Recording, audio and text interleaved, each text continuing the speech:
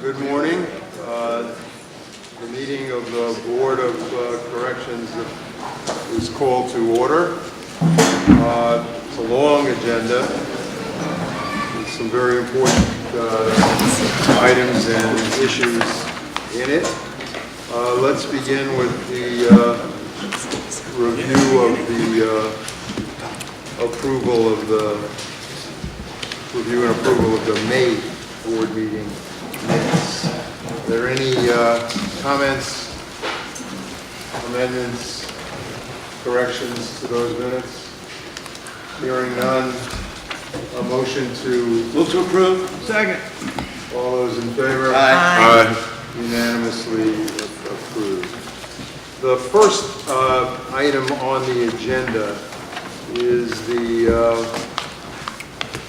FRIA rule. The product of a process that the board has been engaged in for over a year now. I would be remiss if I did not begin with an expression of heartfelt appreciation to the Office of the Public Advocate for having initiated this process more than a year ago, and of course stayed with it, having been actively involved in dialogue and advocacy since then. Thanks very much to the public advocate. This has been a long process, certainly longer than we anticipated when we began it. Thinking at the time, I believe that it would only require an articulation and perhaps specification of the FRIA policy and rule that had existed for several years, and simply incorporating it into a rule. We were wrong in that assumption. Certainly part of the process entailed looking at that and developing it for the context that we were considering. But in our exploration, as you will see in the draft rule that we have, that the board has posted, we identified related areas embedded in the context, goals and objectives of FRIA that required a review, analysis, and consideration as to how the board saw the need for addressing in rule and standard. That took a considerable amount of time because these are issues with complexity and with we hope real impact, and the impact needed to be weighed. The board has, through a committee that we formed, worked diligently over these several months, working closely with others, seeking outside expertise, and engaging with interest groups and advocacy groups, and with the Department of Correction and the city. And what you see before you in the posted rule beginning the CAPA process is the product of that work and that deliberation. The board, the staff, the executive leadership has worked long and hard to bring us to this point. But as you well know, it is a point in a process. In a sense, it is the beginning of a new and important chapter because CAPA requires CAPR is very much about a continuing process, a continuing dialogue and discussion, and it seems more than possible that additional modifications, changes, and so on might result as a part of that process. Consistent with our recent practice, when the board is about to vote on an issue, we will have time for public comment prior to the board's taking action. Actually, that will happen again later on in the agenda around the variance request. And before we begin the public comment period on what we have posted, we will do a kind of basic presentation of what is being proposed. So, if I use this microphone, does that work? Forgive the formality. I'm going to do a bit of reading, and also forgive my allergies. Stan went through some of the introduction I wanted to make. Broadly, I want to restate today the board is proposing rules designed to detect, prevent, and respond to sexual abuse and sexual harassment of persons incarcerated in the city's jails. Stan discussed somewhat the development of those proposed rules over the past few months. I'll continue that the proposed rules are embodied in a new chapter, 5 of the board's minimum standards, and more specifically, the proposed rules, which track the PREA federal regulations, have sections devoted to procedures and policies on prevention planning, on first response, responsive planning, training and education, screening for victimization and abusiveness, reporting, investigations, discipline, medical and mental health care, data collection, and then also management reviews and auditing. The board took a great deal of time to tailor the PREA regulations to our city's context. And so I'll go through and highlight some of the areas where the board added on to or modified the federal regulations. Subchapter B addresses the vital importance of video camera surveillance in preventing sexual abuse in the jails and requires the department to address the potential need for additional camera installation and maintenance after the Nunez agreement ends. This subchapter also requires that supervisors conduct and document unannounced rounds to identify and deter staff sexual abuse and harassment. Adding on to the PREA rules, the board specifies that monitoring rounds must be at unpredictable and varied times. In another section devoted to a discussion of cross-gender strip searches, the rules generally obviously prohibit those.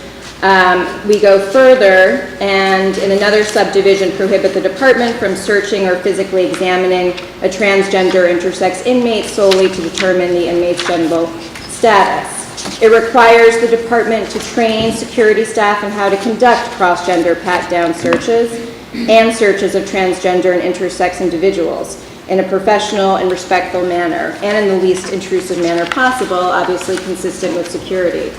In recognition of the fact that transgender individuals are among those with the highest rates of sexual victimization while incarcerated, the board added a provision requiring the department, when conducting searches of transgender and intersex individuals, to treat transgender and intersex inmates in accordance with their gender identity unless exigent circumstances present. Subchapter C in the proposed rules go beyond PREA based on the initial recommendation of the public advocate and subsequently of other stakeholders to increase access to rape crisis counseling services in the jails. In crafting PREA, DOJ recognized the unique role of rape crisis center advocates in supporting victims throughout the forensic medical examination and investigatory interviews, especially given that incarcerated victims may be reluctant to confide in correctional agency staff due to real or perceived bias and fear of retaliation. The public advocate's recommendation and consensus among other stakeholders with whom the PREA committee discussed this issue is that the delivery of rape crisis intervention and counseling services to individuals in the facilities is the most effective way of ensuring that victims obtain the emotional support they need to proceed with the examinations and interviews that are key to successful criminal or administrative prosecutions. These services are obviously also essential in helping overcome the trauma of having been sexually abused. To meet these goals, the proposed rules include the delivery of rape crisis intervention counseling services to inmates inside the facilities, delivered by victim advocates who are appropriately qualified and who are independent from the department's security command. As requested by the victim, a victim advocate could accompany and support the victim through the forensic medical examination process and interviews, and to provide emotional support, crisis intervention information, and referrals.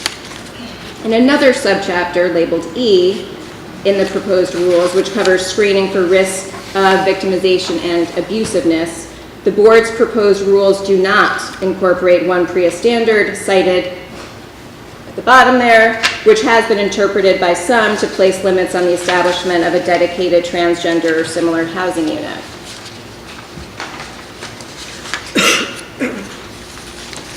Subchapter H covers investigations. The guiding purpose here is to ensure that all investigations of allegations of sexual abuse and harassment are conducted promptly, thoroughly, and objectively. In the words of the National PREA Commission, unless investigations produce compelling evidence, corrections administrators cannot impose discipline, prosecutors will not indict, and juries will not convict abusers. One of the PREA Committee's key findings were deficiencies in the department's investigations of staff on inmate sexual abuse and harassment. The board therefore added significantly to the PREA standards in this area. For instance, the department must use its best efforts to conduct an initial evaluation as to whether any involved staff member should be suspended, placed on modified duty, reassigned to a no inmate contact post, or reassigned to a restricted inmate contact post pending investigation within 3 business days after it receives a report of an alleged incident. The department further must complete all investigations of sexual abuse and harassment allegations no later than 90 days from the referral date. Inmates subject to alleged sexual abuse or harassment must be interviewed within 72 hours of the referral date. Requests for statements or interviews of inmates must be made off of the living unit and cannot be made within sight or hearing of other inmates or of staff involved in the incident, and they must be conducted in a private and confidential setting. At the conclusion of an investigation of alleged sexual abuse or harassment, the department must also prepare a closing memorandum summarizing the findings of the investigation. Subchapter K details rules focused on data collection, management reviews, and audits. Another of the PREA Committee's findings was that the department lacks a comprehensive, coherent, and transparent process for collecting data concerning allegations of sexual abuse. This can obviously impede efforts to adjust policies and strategies designed to prevent, detect, and respond to sexual violence. Moreover, obviously in the absence of an effective data collection process, the board would be unable to track, assess, and monitor the department's compliance with its proposed rules. The proposed rules in subchapter K are thus critical and designed to obtain incident-specific and aggregate data about sexual abuse and harassment allegations and the outcomes of resulting investigations. The data tracking requirements will help identify possible patterns and help prevent future misconduct. It will also enable the board to assess improvement in the quality of the department's investigation of sexual abuse and harassment allegations. Sexual abuse incident reviews at the conclusion of every investigation are a foundational element here. Unlike the sexual abuse investigation, which is intended to determine whether the abuse occurred, the sexual abuse incident review is intended to evaluate whether the department's policies and procedures need to be changed in light of the alleged incident. The proposed rule provides that such reviews must ordinarily occur within 30 days of the conclusion of an investigation. To monitor this process and that of policy change, the department will provide the board with all sexual abuse incident reviews on a quarterly basis. There will be other important reports to the board allowing it to evaluate progress and compliance. These include reports on staffing plans and changes, on training, on the use of involuntary segregated housing, the closing memoranda on all investigations, aggregate data reports on allegations, investigations, and outcomes, and the PREA audit reports, as well as the associated directives with all of the PREA policies. Should the board approve these proposed rules before them today, they will be subject to the CAPA process and a public comment period. You can find information on how to comment on our website, and the deadline to submit comments, should these be voted in, would be the close of business July 26th. That would be the same day of the public hearing, which would be here in this room at 1 p.m. I want to reiterate Stan's thanks to all of our partners in this process, and also, and by thanking our General Counsel, Michelle Ovesi, for her exceptional leadership of this process over the past few months, and Alexa Herzog on our staff, who supported the committee through its many consultations. And if any of the other board members want to add on, or Stan, you can take over. Thank you. Well, I think the board will have its opportunity after the public comment period, since I think they would like to take into account what the public comments might be. So the first speaker is Kelsey D'Avila.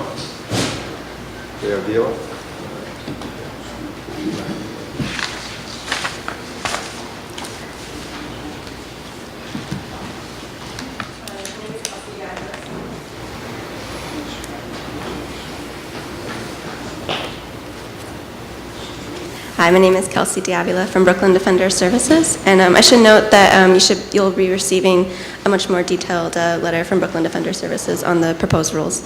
But I'm here today in support of rulemaking to respond to sexual abuse in our jails, because it's essential for the board to pass rules that address the safety of people in our city jails.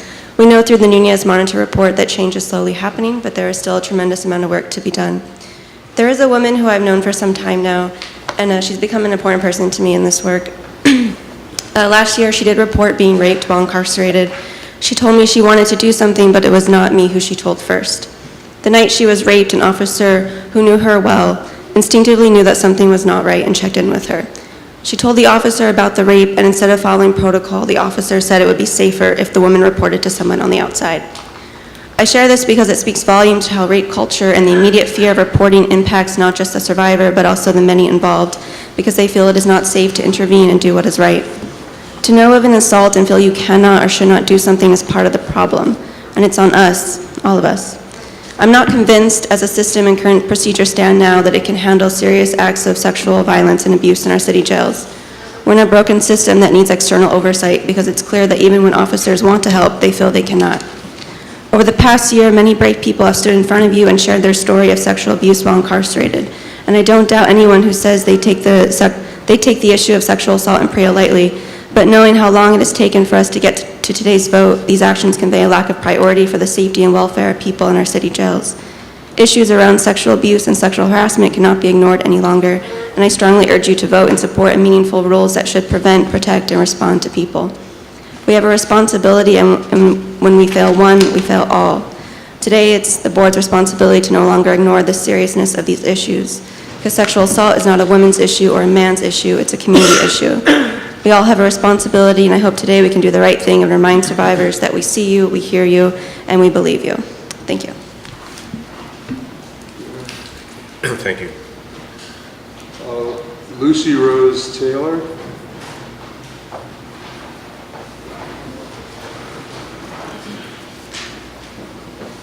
Hello, my name is Lucy Rose Taylor. I'm an intern with the Prisoners' Rights Project of the Legal Aid Society. The Legal Aid Society urges the board to vote on the proposed rules that incorporates the requirements of the Prison Rape Elimination Act, so that the process of rulemaking with public input can then proceed. Requiring the PREA standards for the New York City Department of Corrections will be an important step forward. It will end all doubt about the applicability of the standards of the city jails. It will mean that individuals can seek redress from the courts if these rules are violated. And the proposed reporting requirements to the board will lead to greater transparency and accountability of the department's response to sexual abuse. We commend the board for the proposed modifications to the rules that are tailored to the specific deficiencies at Rikers Island. For example, ensuring the operational cameras will be used at the city jails long after the Nunez decree has ended is of paramount importance in deterring and stopping the scourge of sexual abuse in the jails. However, because sexual abuse is often not timely reported, it is critical to maintain video footage for at least 6 months. This will give persons in custody an adequate chance to come forward about their experiences. Even under the proposed rules, it is unlikely that staff will always be disciplined for their misconduct. A preponderance of the evidence standard will not always be met. This may result in staff who were subject to repeated and credible allegations of abuse being permitted to return to their assignments. Provisions that provide for additional supervision and monitoring of such staff is imperative. The proposed rules should be modified to ensure greater protections provided for individuals in the department's custody. We will propose these revisions and clarifications in our written comments and at the public hearing. In the meantime, we applaud the board for taking this critical and important step to protect those in DOC custody. Thank you. Thank you. That concludes the public comment period. Oh, no, there's one more, I'm sorry. Natalie Blockstein.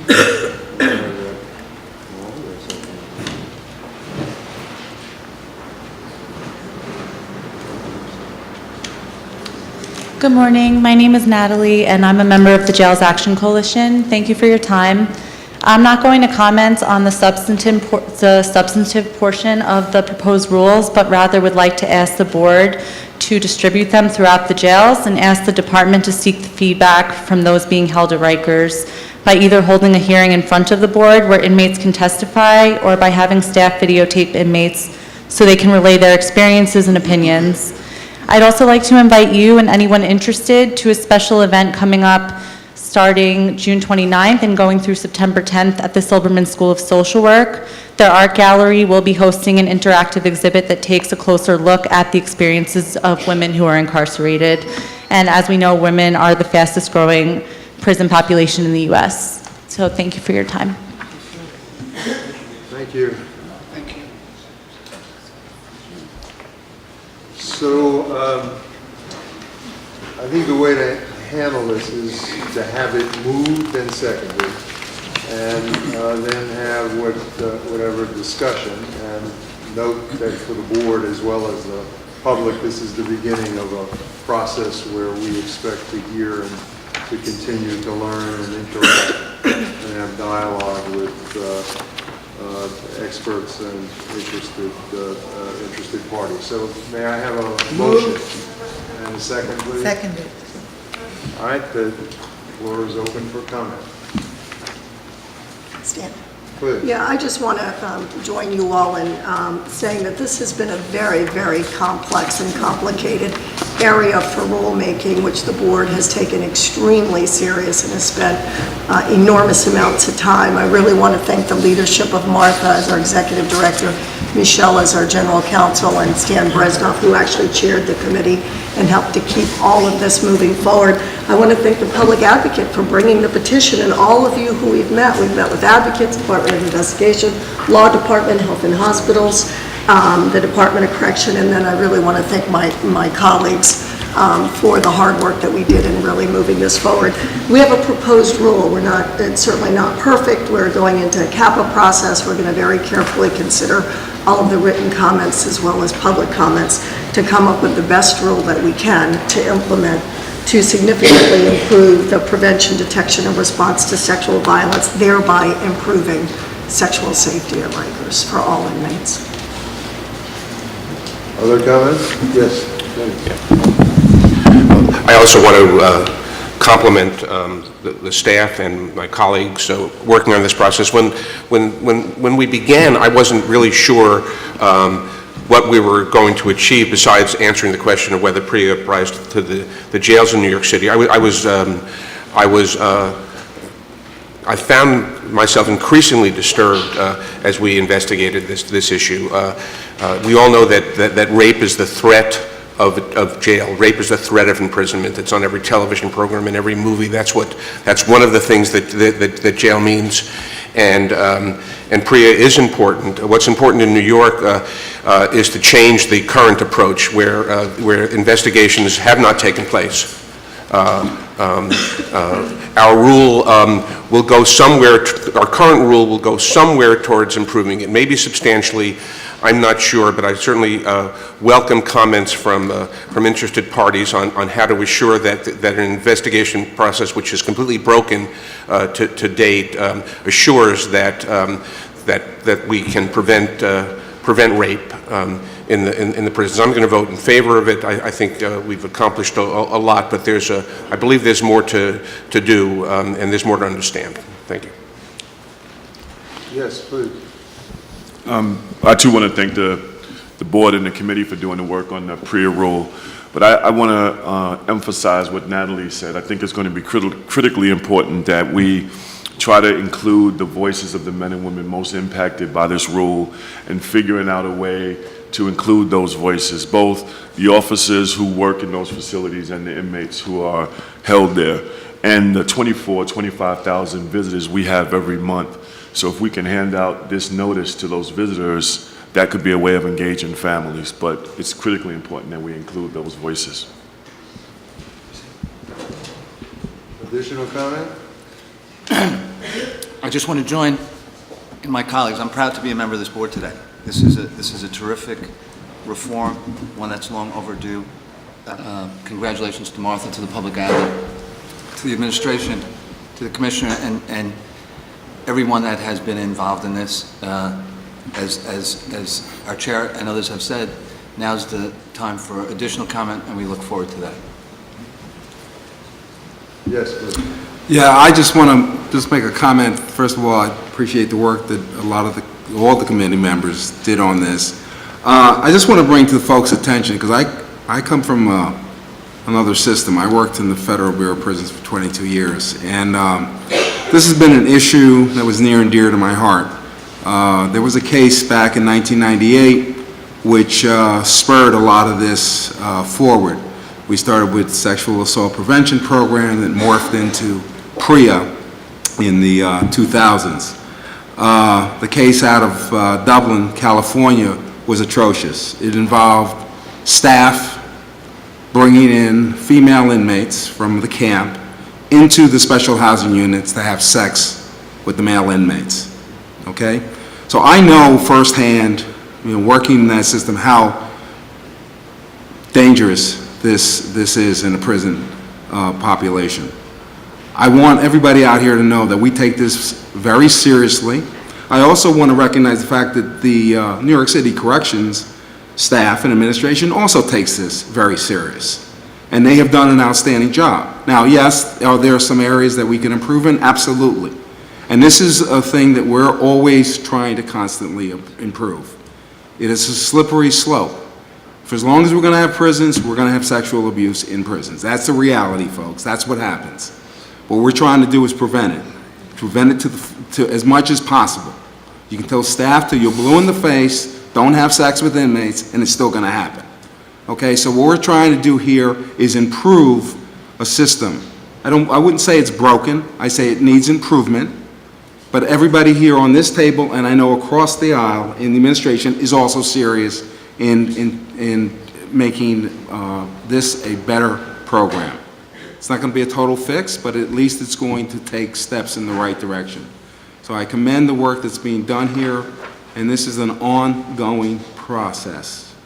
Okay, this is a work in progress, and I think we've made significant strides here, and we'll continue to work with administration to make and try to prevent it to the extent possible and make it a safer place for both inmates and staff to coexist in this environment. Thank you. Any other comments? I'm going to call the question here, and since this is a rule, I'm going to revert to something that we did earlier. I'm going to call the vote one at a time for the record, starting with member Regan. I think you're at the end of the table. Aye. Keep going. Aye. Aye. Aye. Aye. Aye. Aye. Aye. So carries unanimously. Thanks again to everyone for the hard work that's been done here, and to the many of you in the audience who have worked with us. The process still lies in front of us, and I look forward to a vigorous, healthy process that will make our proposal even a better one. The next item on the agenda is something I think that's been delayed a couple of meetings because it got crowded off. That does not speak to its importance. It is of great importance. It's the monthly progress report on correctional health care.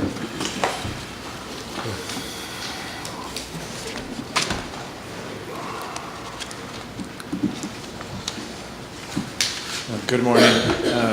We actually have a number of items that are in subsequent agenda items, and so I guess I don't have specific items to report to you this morning. However, I know that you may have questions for me that are specific, so I'll ask in deference to you if there are specific items you want me to address that aren't on the later agenda items.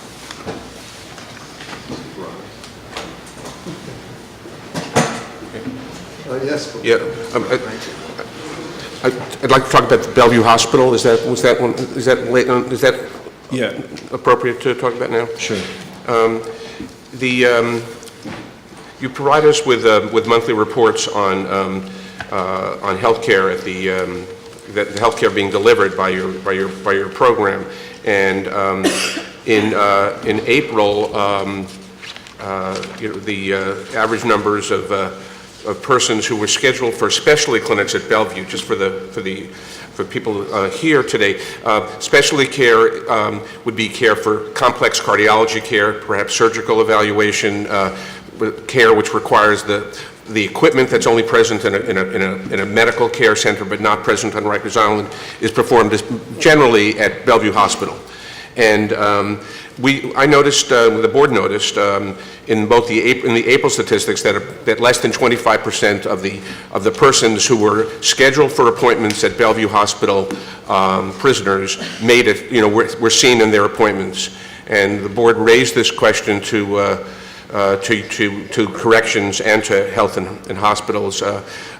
We received the May statistics, which are worse right now. The numbers are down to 21% of persons who are scheduled to have appointments at Bellevue. Only 21% of them see them. We've also asked for information from the department regarding the bus schedule. We haven't received anything directly from them yet, but we did receive information from Health and Hospital showing that it seems to be the majority of the buses arrive at Bellevue after the clinics start. So we're not just talking about people not being brought to the hospital. We're talking about patients, the most complex patients, because they can only be seen in a hospital setting. You can't duplicate this process on Rikers Island, are not being seen because they're not being brought to their appointments. Could you comment? Sure. We have embarked on some very serious conversations with the Department of Correction on this issue. As you said, it's extremely concerning because these are patients that have already seen a doctor in our jail system, and those doctors have determined with the patients they need specialty care that we can't provide on the island, and then we've worked with our colleagues at Bellevue to arrange, to have specialty providers, orthopedists, cardiologists, oncologists, there ready and willing to see them. We've scheduled appointments and everything's set. So the failure of these patients to reach the specialty care that they need is very concerning. I think that there are a couple of immediate measures that we've taken. One is that on our side, some of those encounters do reflect a small number of them may have been scheduled and then may have left jail. There may be some patients that aren't in the system or aren't available that day. So we actually have worked internally, CHS, with Bellevue to be able to do the scheduling ourselves. So it's not Bellevue schedulers doing this. But that's really a small part of the concern. I think that we're working with the Department of Correction, and they can respond on how to effectively transport patients, because these are patients that get up in the morning, they're called from their cell or their dorm, they come to the jail intake, then they're waiting to get on a bus, and that bus may go a couple of places, one of which is theoretically to Bellevue, and if they get there at 11 for a 9 o'clock appointment, you know, they probably won't get seen. And so that's a real logistical challenge that we're working on.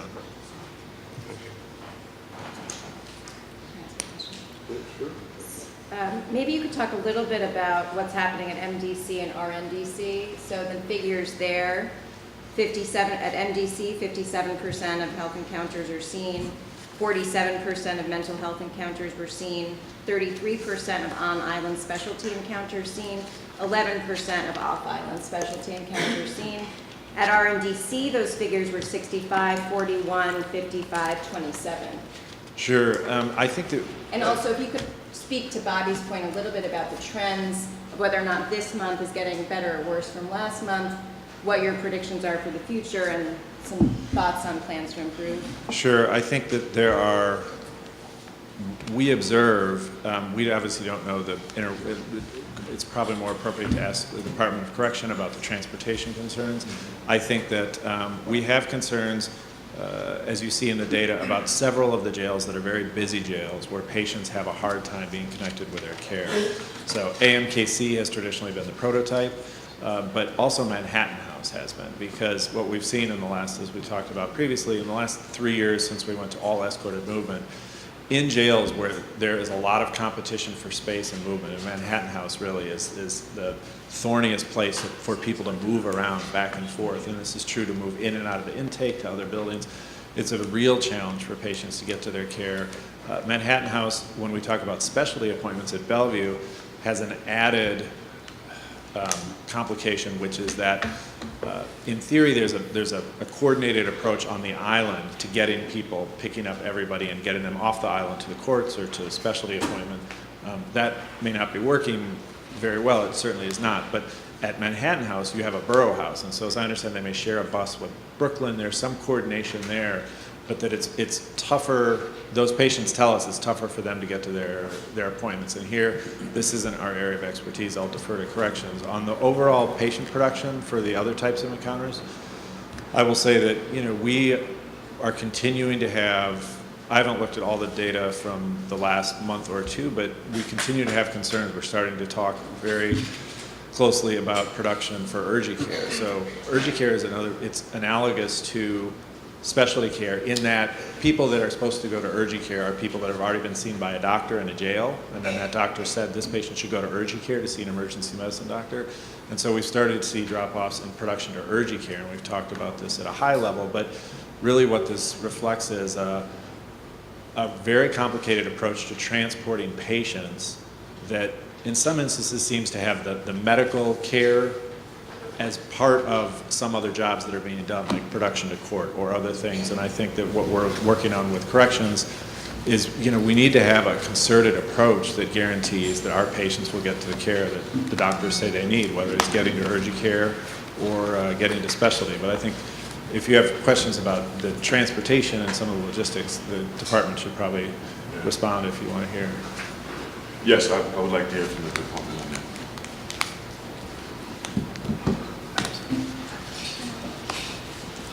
Good morning. So in regards to transportation, I think I'm really happy about the partnership we have in H&H, with H&H, because we are all committed to getting this resolved as quickly and efficiently as possible. Actually, tomorrow, with operations and our transportation department, we're coming together to talk about what is a real plan that we can begin to implement right away to address this issue. We're definitely looking at the possibility of adding an additional bus to the route, hoping that that might possibly be something we could consider to resolve the issue immediately. We've also reached out to H&H to see if they could possibly consider scheduling clinic time a little bit later, but you know, there's competing factors that might impact that. But we're trying to look at a multiple system way of how do we impact this very important issue that needs to happen right away. Do you want me to talk about production as well? Yeah, could you also say, there's no direct bus to Bellevue right now? These prisoners are combined with courts as well? Yes. Are they getting there on time? The bus service is shared. Well, when I spoke with, we've been talking to transportation just about getting to places in a timely fashion in general. Some of the feedback that we're getting from our transportation department is many times when they show up in intake and they're there on time ready to take people, people aren't in intake ready to leave. And there are many factors that might be why they're not there. One, an inmate might refuse to go. There may be something else happening in the facility. There may be some other kind of delay. But this is the reason why we all need to meet together to figure out and get better data about what is the real reason. Because what we don't want to begin to do is start to add many additional resources that aren't addressing the core reason why people aren't ready to leave and ready to go in a timely fashion. We want to make sure it's data-driven. You think that's a major, that you're blaming the prisoners for not getting to Bellevue? That they're not available and ready to leave at the time they're supposed to leave? You think that's a major issue? That's what transportation is communicating to us, which is one of the reasons why we're actually meeting literally tomorrow morning with H&H, with transportation, and us to all get together to hear all the information at the same time to decide what's the best course of action moving forward. Is this also, and this may go to both of you, when I look at the mental health encounter visits, and if you combine canceled with no escort, that's about 20% of the inmates that are referred that are not being seen. It's 1 in 5 inmates. The no escort component of it is something we need to address. The canceled part, H&H cancels those appointments. We don't cancel them. And I think the refused piece is also on your list. It would be important to look at, those are the inmates that were actually produced, that were able to speak with a medical professional and refused to receive medical care. Right, that's about 4%, but I'm more concerned about the ones that are canceled and the ones that don't have an escort. H&H can speak to the ones that are canceled, but what I would like to say in this format is one of the things we've talked about, because we have a weekly meeting where we discuss kind of what issues are, we really understand the importance of getting information in real time. More often than not, we're getting this information after things have been happening for a while. And what we've decided is that it's really important that the day something is happening, the moment something is happening, we need to be made aware. It needs to get escalated quickly so we can support that production happening in a timely and real-time fashion. It's very disturbing to see that people aren't getting the services that they need and it's not happening in a timely fashion. We're very committed to making sure this happens in real time the same day. So, yes, Judge Hamel. That's what the protocol is that you've set up to get that information in real time so you can address it Yes. right away? Actually, so since we've been made aware of this issue, we've actually started tracking information in May. We have reached out daily at 9 a.m. to both the health service administrator, which is the H&H person, and we've also reached out to our clinic captains to see, do you have all your sick call lists? Do you know who you need to see for the day? If we don't have compliance if H&H makes us aware that they're missing sick call lists, or if the clinic captain says we don't, we then escalate it up to the warden so the warden can make sure that information, and that has seemed to be a way of getting better production in the clinic in an immediate way. But it's a work in progress. It's something that's new. We just started this in May. So it's one of the things that we're trying to do to have that joint discussion, both from our H&H partners and from our DOC partners, to make sure we're all getting that information in real time. As a follow-up to this discussion, in earlier discussions, we focused also, it was something that was being looked at, on a consequence problem. That is, while all appointments that don't happen are a bad thing, some are worse than others. And you all were focusing on how you could quickly remediate the impact of a missed appointment for certain segments of the population, those in more urgent need, particularly of mental health, but even other clinical problems, because that was a difficulty too. When could that person be seen and their problems addressed, particularly those of a more urgent time? Have you had any progress on that? I'm not aware that that's been an issue recently. I think H&H can speak to that more so than I. I just know that we depend, the clinic captains. If an appointment is canceled, then it's immediately rescheduled and the problem addressed. Because that's what I'm asking. Sure, so this also goes towards the issue about cancellation of appointments. So there are quite a few appointments that, let's say there's a security event occurring in a building, and you're the mental health unit chief, and you have 15 people scheduled, and you got notified that there's a lockdown. You may cancel 5 of those appointments, or 10, work with corrections to get the 5 produced that you think are most critical, and then reschedule those. So you'll be rescheduling, so those will be reflected as cancellations.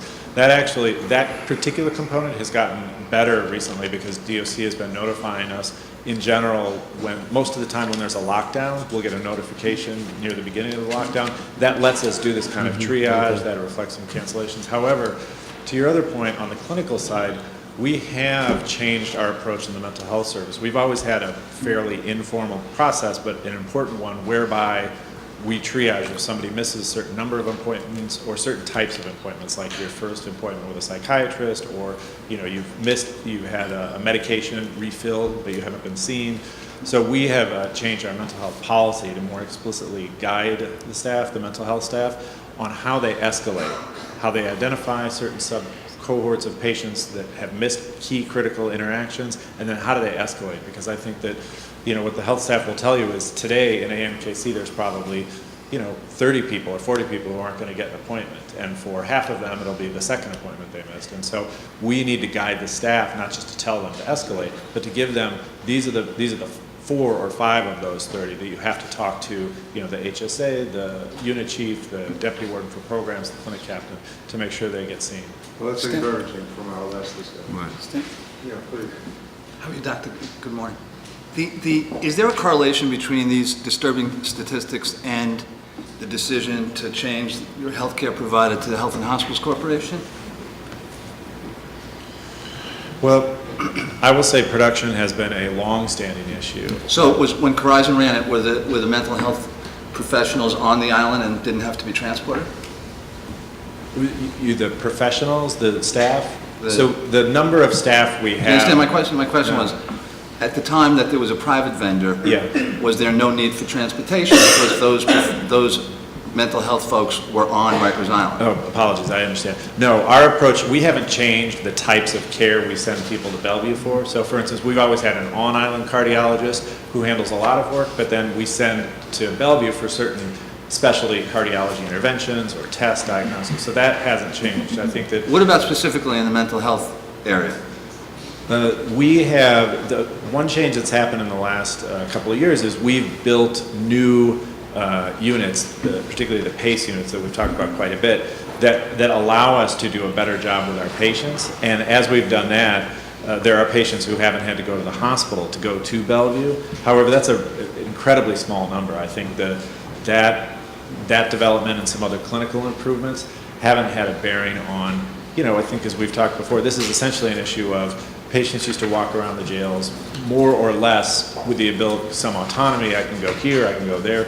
That changed, and so then we have had to adjust, or we have tried to adjust the delivery of care in a system where patients can't move to the care. We have to figure out how to get them and know when they don't come to us.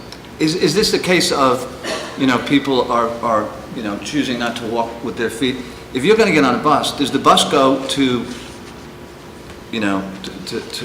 Brooklyn House? Does it go are there multiple steps in the transportation of folks?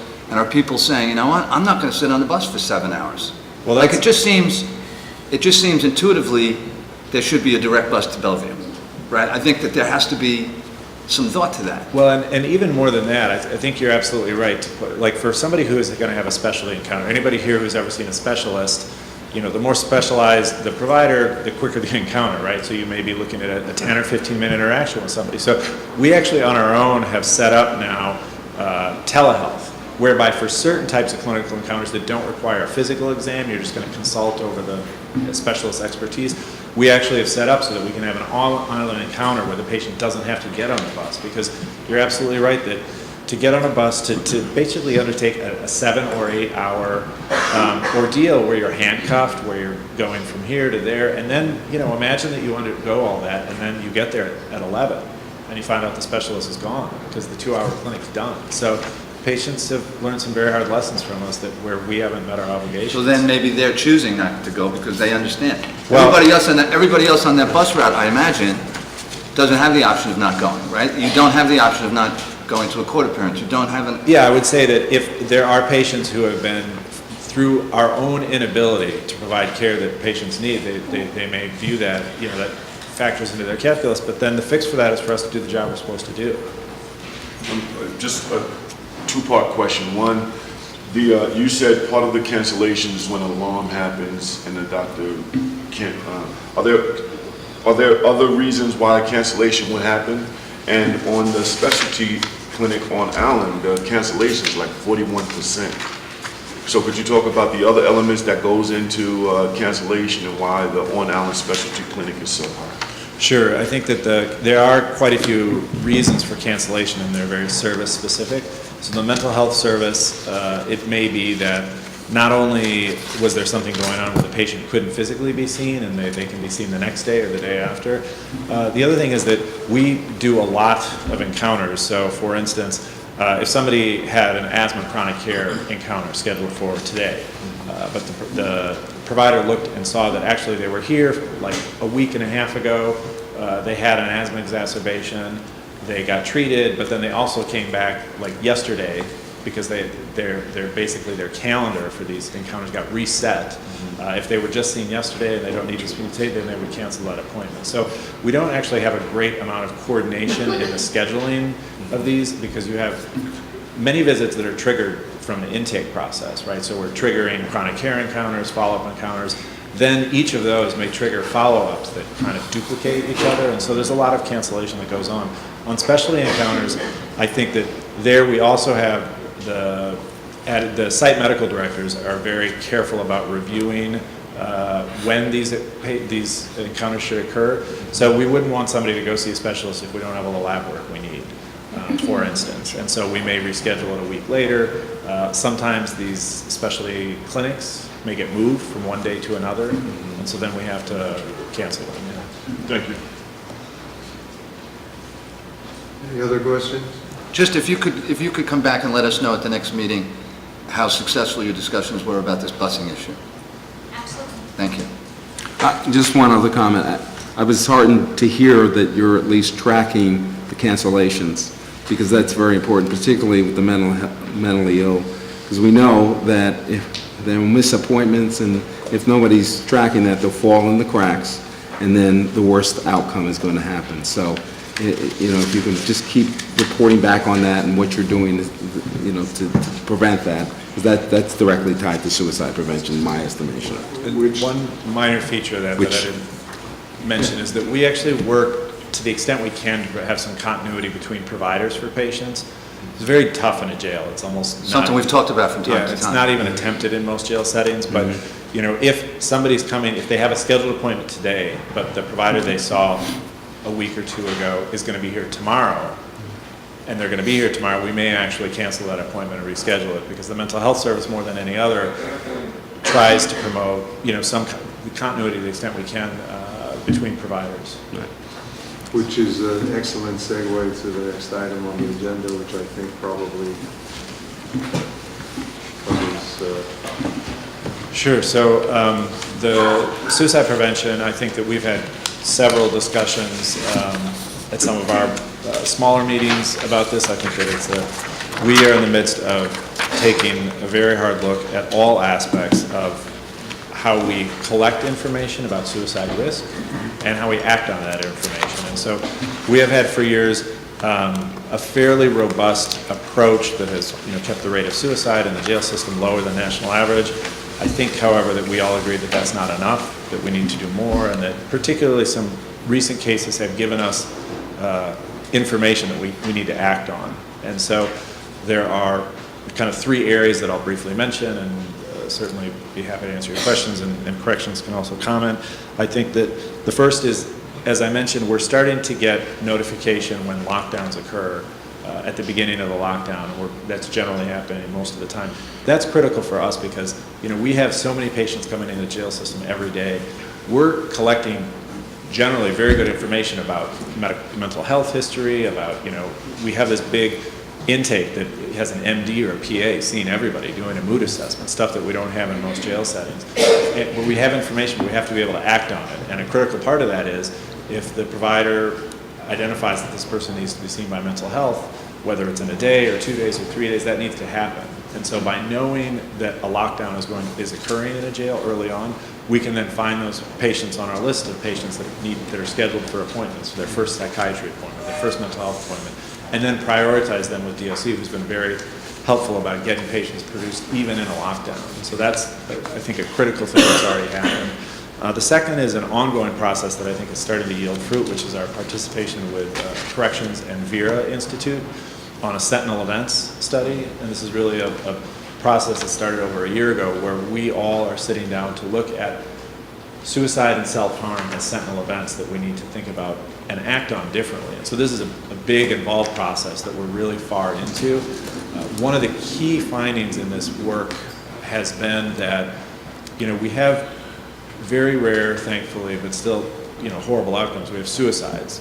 Then there are things that we classify as suicide attempts, which are also very rare. It's very rare that things.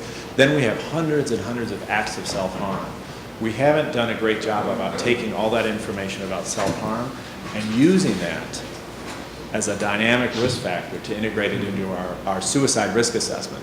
Most clinicians would say, sure, if somebody has an act of self-harm, then that would up my index of suspicion if something happens. But we haven't actually developed an evidence-based approach to integrate that dynamic, very dynamic and very important information, because some of these acts of self-harm are high lethality, some are low lethality.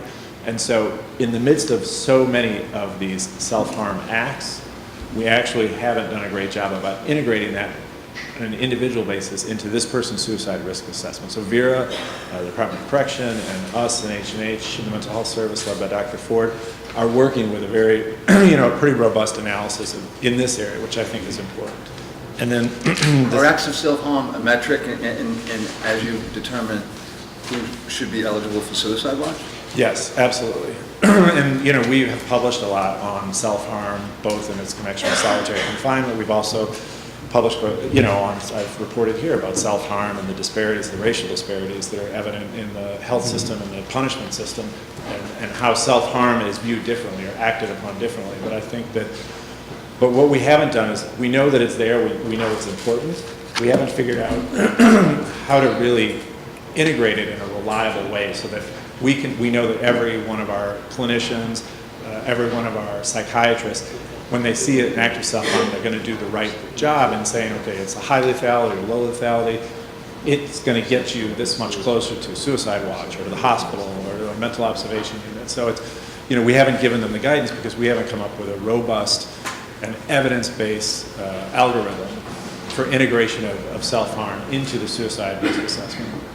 If someone is engaged in self-harm, are they referred to a mental health professional? Yes. And then provided with the suicide risk assessment? Yes, Okay. all of that's automatic. The issue is that, like in most correctional settings, there's not a good evidence base for, if you take all the acts of self-harm and then you parse out which of them are more contributory to suicide than others, because jail is a very specific, unique even to prison systems. And so in jail, in the chaos of jail, there are many, many acts of self-harm.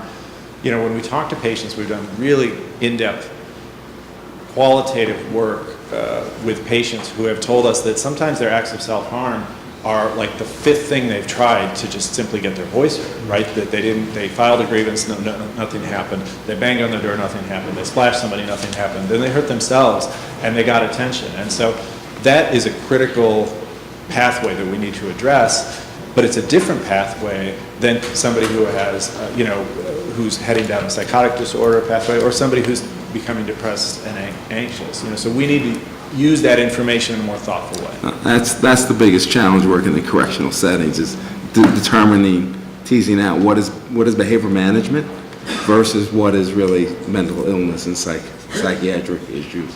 So you're no different than other correctional settings I've worked with. So it's good to know that you're taking this seriously and working on that. Thanks. And the third and final area is we are undertaking some specific changes that we've discussed internally with you about, in the mental health service, our policies and procedures in terms of referring people, a stat referral, which is an immediate referral to mental health services, versus a routine referral, which was 72 hours. And so the change we'll be making in our policies, bears on history of suicide attempt, a recent suicide attempt would then immediately refer somebody into a mental health evaluation, so they wouldn't be going to the housing area before they saw the mental health provider. Does that relate to the intake process and the immediate aftermath of the intake process? Yeah, that's right. It's that, our referrals, what happens now is if somebody comes in and they get a stat referral for mental health, while we say that's within 24 hours, functionally, just the way it works in the intake buildings is they get seen right away. So that if somebody comes into AMKC and they're in the main C95 clinic, that provider writes a stat mental health referral. They're actually either seen in that clinic or they're walked over to the C71, the New Hartz Island clinic, and seen there, so that we can be assured that their medicines, their level of housing area, all of that is appropriately disposed of. And so that's the kind of what the stat mental health referral looks like in the intake buildings. Is there capacity to do that in Manhattan House and in VCBC? Yeah, we've always had that. The problem that we've struggled with is that at both those places, when there's not a psychiatrist or even a mental health clinician, because we don't have them 24/7, then we're putting them on a bus to go to C71, and that brings brings its own challenges. Like, it's not great for a patient to go sit in intake for 4 hours or more, and so we track those transfers for the last year and a half. And so we have very good accounting multiple times a day of who's waiting to go to C71, how long it's taking, why they were put on the list to go there, so that the transfer times have come down quite a bit.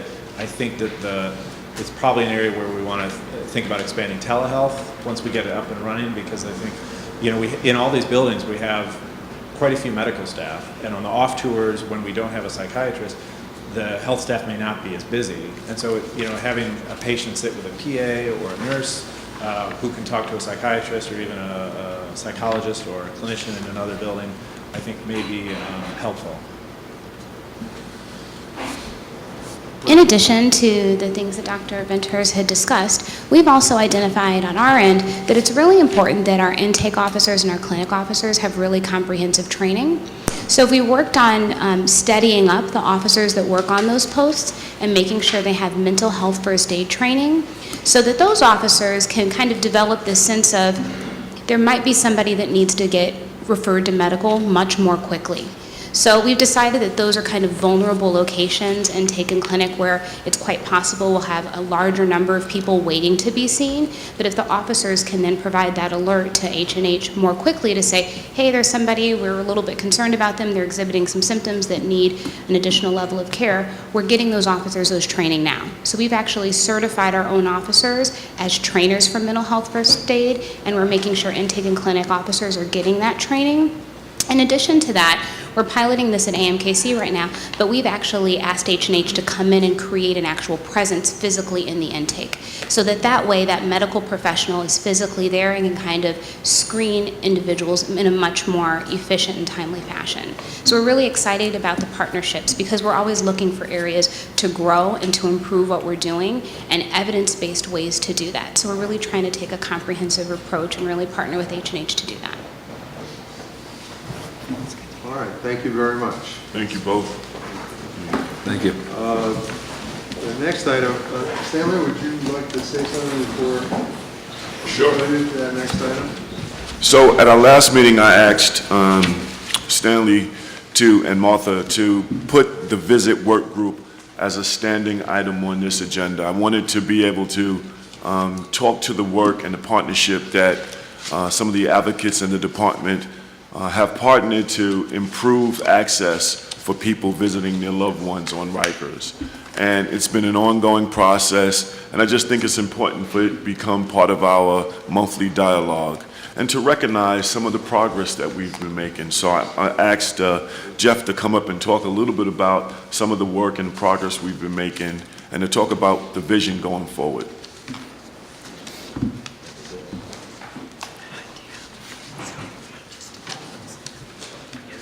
Thanks, everybody. Just wanted to give a brief update. I know that we have been, since starting up the Visit Working Group, working mostly at the Bulova building, actually, and so thanks to the advocates for coming out to the office to kind of do that work. But generally, the process has been very fruitful. We've been focusing on both big items and small items. In terms of the broader efforts, a lot of area was focused on just the physical construction and the flow of visits that were going into the visit houses.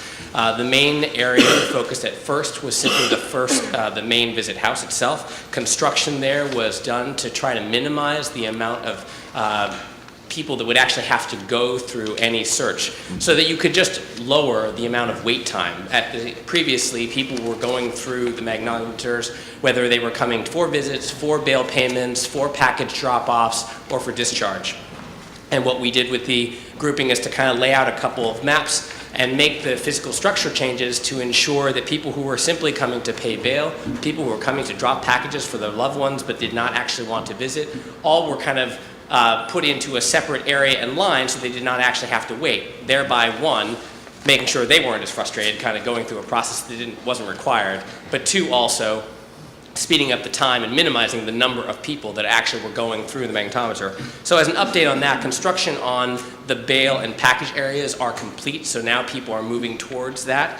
We are still doing broader construction at the visit area. A lot of the recommendations were having more people informed about the overall process, about where they might find their inmates, and that wasn't something previously. It was either at a dedicated area next to a bus that would travel to the visit house of a specific facility, or to a relatively hard to find information center in a bubble that you had to kind of get around. So construction's being done now to, one, include 4 new line scanners to speed up the process, 1, 2, revisit the bubble aspect of everything. We're going to actually minimize the bubble, maybe remove it completely, but have a person in there with information, but also 4 kiosks, 3 kiosks actually, 3 kiosks in the visit area for people to kind of do their automated searches, as well as we've hired 2 greeters, civilians, to come in to kind of have a little more of an update on the process itself, where things are, what to expect while you're standing in line, to be a little more proactive in reaching out to people who are coming to visit. We've also dedicated staff. We've isolated 9 new lines for dedicated staff to the visit house, so those are being filled as we speak. New greeter starts tomorrow, and while both greeters have been selected, another one will start shortly thereafter.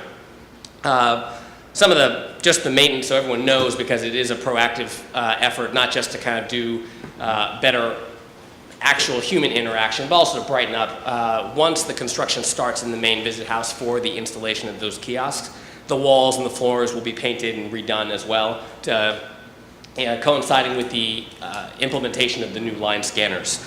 So on the physical side, that's what is being done, and a major effort.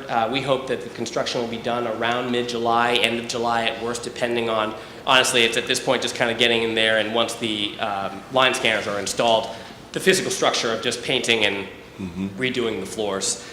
In addition, we're taking a look, obviously, at what we can do more to track what the impact of this is. The Mayor's Office of Operations has volunteered to set up a survey before and after. They'll be trying to get in before all the physical construction is done to evaluate experience now as well as time now for going through the process, and then waiting a couple of months afterwards to kind of do a post-survey and compare kind of the and as criteria, it's kind of wait time, but also kind of the subjective just kind of feel of what the location looked like now versus what it'll be once all the construction is done, so once we implemented the pieces. We don't want to stop there, though. Obviously, we want to take a focus on ensuring proper training for the staff that are there. I know that the group has kind of made recommendations recently on just additions to the training that we can have on kind of dealing with particularly children and parents who are coming to visit, not just focused on the main visit area, but in the facility visit houses as well. And we've also taken a look at kind of the dedicated areas within each of the facility visit areas, trying to do a little more resource focused on where children are visiting versus where they're not. We have seen that, you know, surprisingly, there aren't as many numbers of parents coming with multiple children. There's an individual child mostly. It's a majority of the people, if they do have children at all. And so we want to dedicate spaces that might be appropriate for that, while not necessarily going to all the facilities, just to kind of prioritize the construction that would happen within the facilities. So those are just a couple of updates so people know where we're going. Certainly a lot of major progress in terms of planning out what the physical structures would be. Sadly, not enough to kind of warrant the physical structure being done, but hopefully by mid-end July, we'll be able to kind of actually show physical progress and show pictures of it and have people out for that. But we're not stopping there and trying to focus on the special populations as well. And you're also adding video, we're looking at adding video visiting. Yes, So we that's, are. right. The commissioners, I had visited a couple of other jurisdictions, and we've identified a couple of pilots that we'd like to put out there for video visitation, not in replacement of, but in addition to. So people who want to visit but can't actually get out to the island given the public transportation concerns and the time can do it either by visiting a facility. Where each of the borough facilities, we're going to pilot it at one facility first to have video visiting capabilities there. As well, there will be technology to allow for remote visiting as well from your home, essentially with an internet line capability to make that call. So we're still working on the specifics of particularly the home visits to just make sure that that visitation is something we can conduct over video. You know, it can also be frustrating if you implement a technology that isn't going to be consistent. So we want to test that out before putting it in place. Yeah. So thank you, Jeff. I want to thank the department too, because I think this feels like a real partnership and we're making real progress, and it's going to be a real difference for people trying to visit their loved ones on Rikers. And it's huge. I think it's a huge commitment on the department's half to hire civilian greeters that will be out there, that will be friendly and engage in and give information to families and individuals visiting. So thank you very much. Well, we appreciate you and the advocates for taking so much time to comment on the visitor guide, to the training that's appropriate, the type of selection for the greeters. So it's been a collaborative approach, and we really appreciate the time and effort given by everybody. So thank you. Thank you.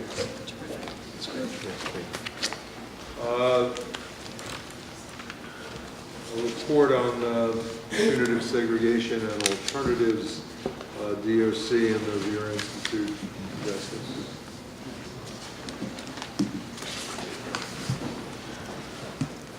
So I'll start off before handing over to Sarah at the Vera Institute, but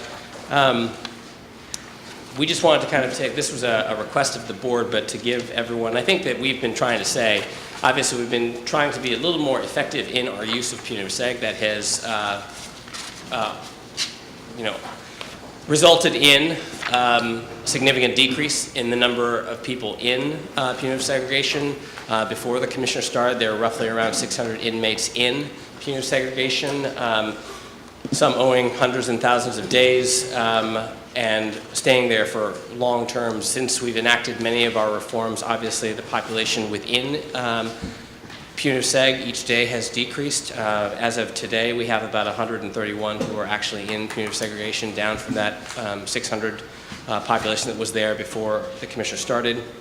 As everyone knows, that we are actively moving towards ending that policy for young adults. Currently, we have about 12 young adults in punitive segregation. We have instituted our own efforts within the department and to develop alternatives to punitive segregation. We've worked with H&H closely to isolate specific populations, those who are severely mentally ill, with the formation of CAPS to end the use of punitive seg for that severely mentally ill population. And in addition, we developed jointly with them the PACE programs to focus on populations that were at high risk of infracting to go into punitive seg, but trying to keep them out in a clinical setting. The outcomes there have been relatively positive. Infraction, obviously, one of the main commitments within each of those housing units is that the populations take care of their own.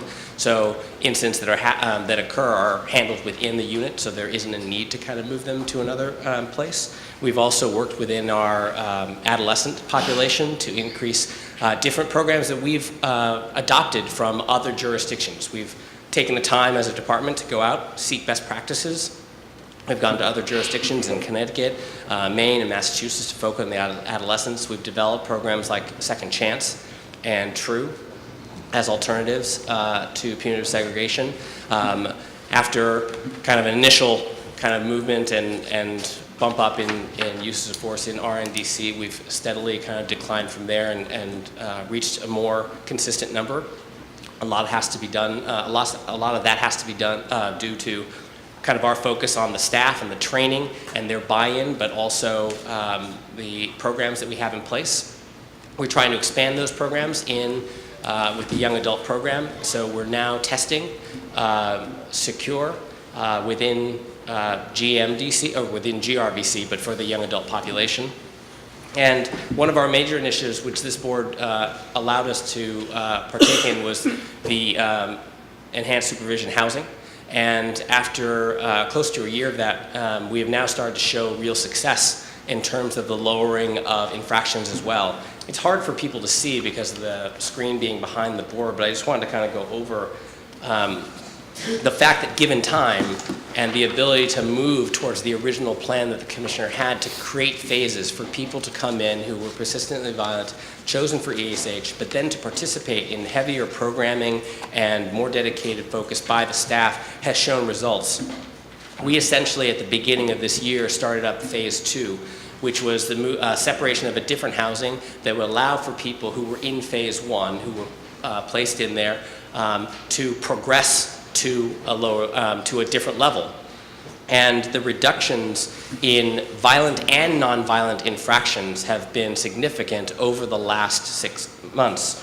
I think actually my numbers are actually only through May, so maybe 5 months. But in either case, within one of the phase 1 houses, violent and non-violent infractions decreased by 31.4%. In another one of those housing units, they decreased by 61.3%. The average daily population, roughly, for all of ESH at this point is around 72.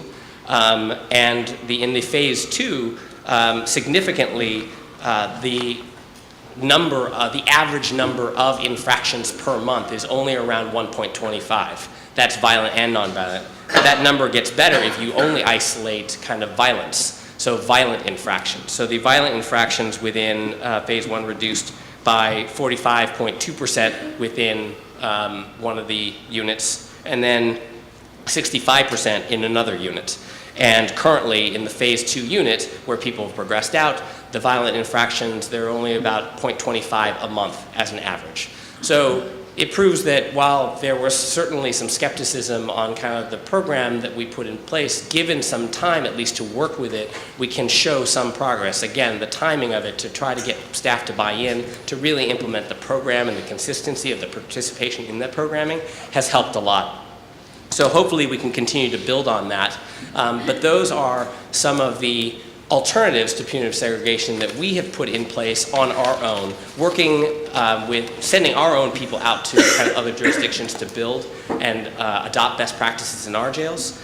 We certainly aren't going to end there. Currently, we are obviously working with Vera on an outside study. We've reached out to the NIJ, the National Institute of Justice, to also potentially fund a study to kind of help us develop things. And we're also working with the National Network of Safe Communities, which was an introduction made to us by John Jay, on deterrence and speaking to inmates, particularly with gang affiliations, on how to minimize violence, which obviously all relate to minimizing the use for punitive seg if we can kind of get to the root cause. Again, one of the main themes the commissioners pushed when trying to deal with alternative programs, getting to a root cause for what that might be. There will always be difficult characters and individuals within our facilities, but if we can address a broader group with tailored, specific, personalized plans, then the more helpful to us. So, question. Yes. Can you generalize now as to how long people tend to stay when they go to ESH? I don't have that fact with me right now, Derek, but I can get you the number.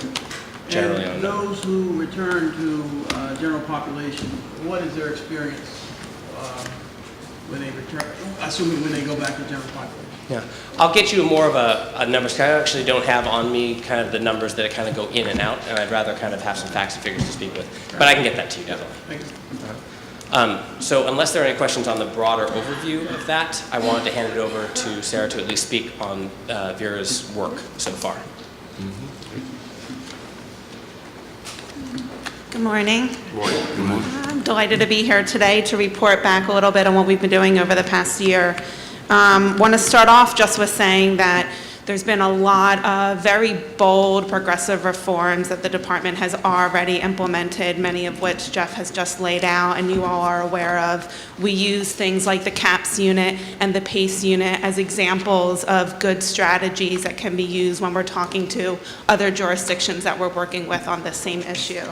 But even with all of the changes, even with all of the reductions in the segregation population in New York City, we're kind of delighted to see that the department is still very interested and motivated to continue to work on this issue, to continue to find strategies in order to reduce that population even further. And so hopefully the work that we've been doing can provide some guidance and insight and recommendations on what those strategies can focus on going forward. Over the past year, we've been conducting focus groups with both staff and the population that is housed in New York City Department of Corrections. We've been having all-day meetings with staff from all different levels. So we've met with over 70 staff, both from officers all the way through to wardens and everything in between. We've also met with many members of the leadership team, both on the uniform and non-uniform side. We've done focus groups with officers, captains, assistant deputy wardens, program staff, mental health staff, as well as the population.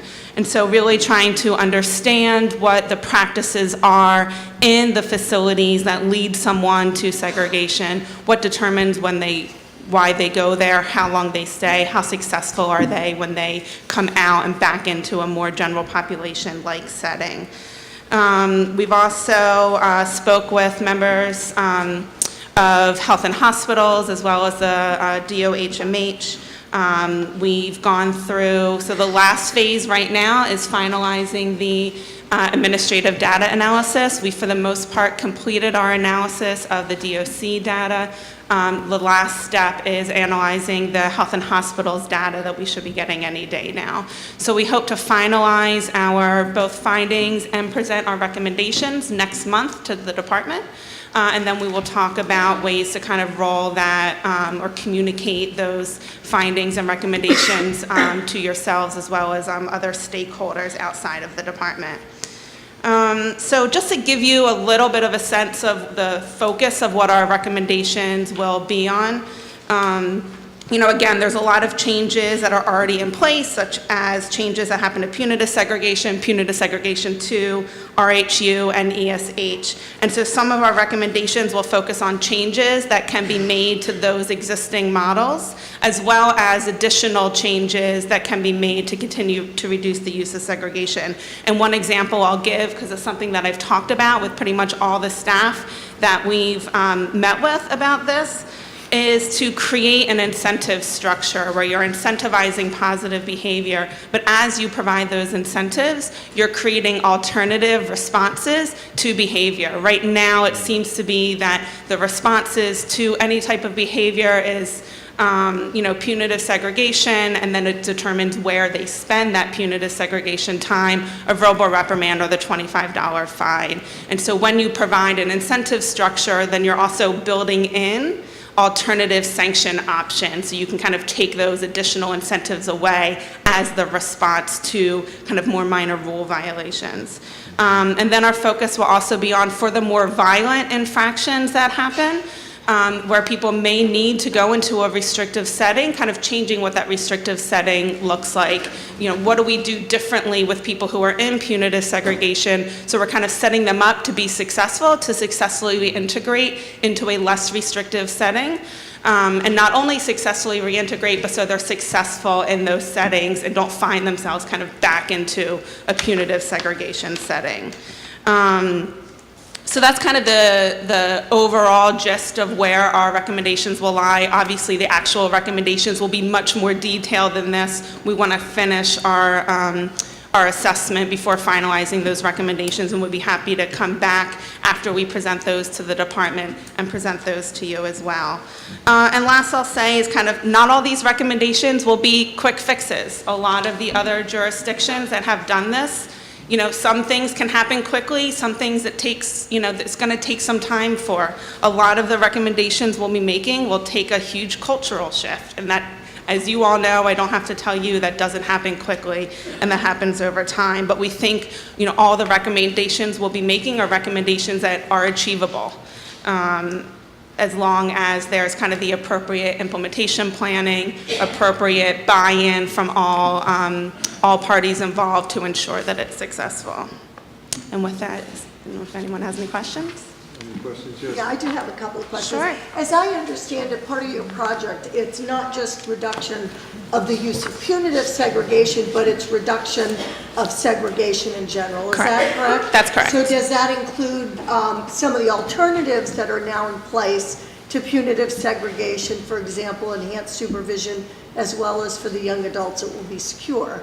Yeah, so we'll be focusing on changes that can be made to ESH in order to ensure people are there for the shortest amount of time, but also that they're getting the appropriate supports that they need while they are there. I mean, I will say that a lot of the other jurisdictions that have reduced their use of punitive segregation or other types of segregation, sometimes the response is, sometimes the alternative is some form of restrictive housing that's much less restrictive than what people come to think of as segregation or solitary confinement. It might be more restrictive than general population, but the idea is that they're in the least restrictive setting possible. That for some people means they can reintegrate back into general population. For some people that might not, but that doesn't mean it looks like the most restrictive setting possible. It's kind of that least restrictive setting possible. But we will be making recommendations, not just with punitive segregation,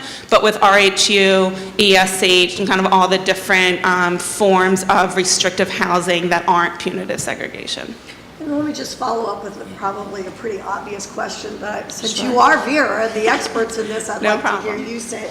What is obviously the policy is to try to use the least restrictive setting as you can safely manage the inmate. What's the value in having the least restrictive setting for the inmate? For the inmate.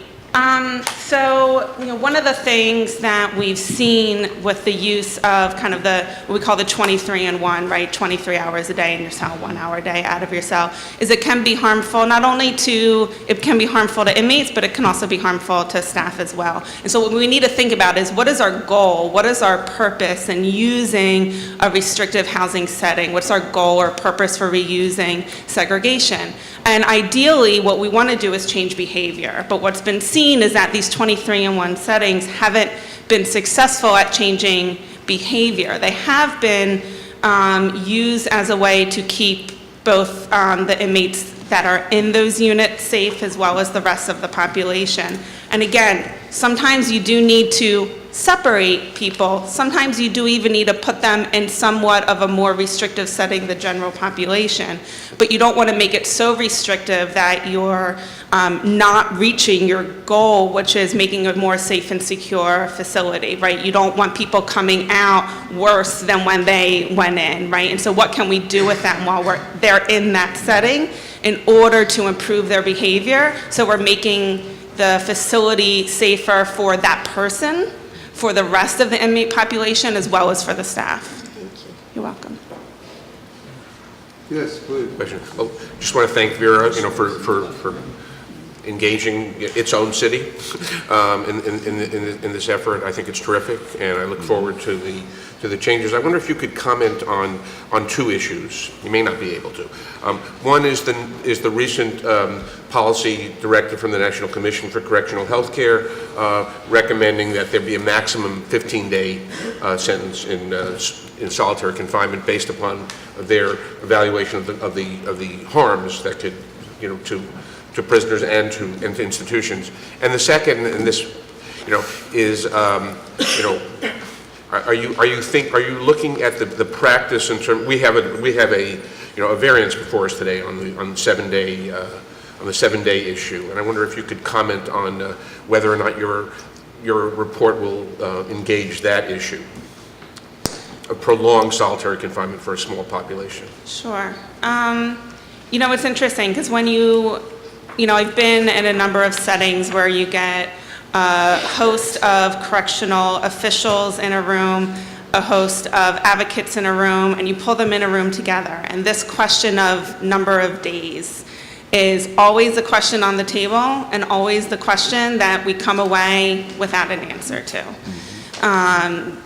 It's hard to come to an agreement on that. Where we think the focus should be is less on what's the maximum amount of time we can give somebody before they're harmed, less what is our goal in using segregation and what's the least amount that we can use in order to reach that goal. And so I will say, as far as the numbers go, the lowest we are aware of that any jurisdiction has kind of brought that maximum amount of time to is 30 days. Not only the Correctional Healthcare Organization, but also some international experts, as you all know, have talked about kind of this 15 days, and I know there are some jurisdictions that are kind of playing around with the idea of that, but the lowest we're aware of, that's a maximum amount of time at one given time is 30 days. Lowest in the U.S. or lowest anywhere?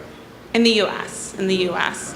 One of the things I will say that has been interesting that we've found in a lot of jurisdictions, what you'll see is people are being sentenced to segregation for the maximum. So the maximum becomes the standard, right? So if you go into a jurisdiction, 30 days is the maximum they can give for a sanction, and everybody gets 30 days, right? That's not what we've been seeing with New York City. It's not the case here. We have been seeing a lot of discretion being utilized, and you can sentence up to 30 days, or in some cases up to 20, but it's not like everybody's getting 20 and everyone's getting 30. So that really plays a role in reducing your use of segregation. That's something that we recommend in a lot of our places that isn't an issue in New York City.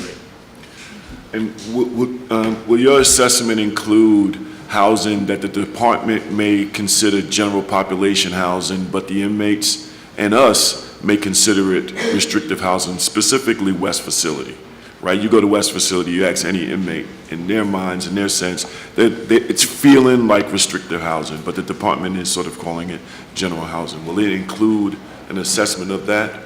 So we've been to West Facility, we've toured. I'm just going to interrupt. Sure. A number of us have been there also, and we think it's restricted housing. Right, yes, thank you. So we have been to West Facility, and one thing we'll say is, a number of the people at West Facility are on enhanced restraint status, and so that is a population that we are focusing on. Great, thank you. You're welcome. Any other questions? I do have one question. Will you all be developing metrics for the department to be able to evaluate the effectiveness of recommendations that are put into it?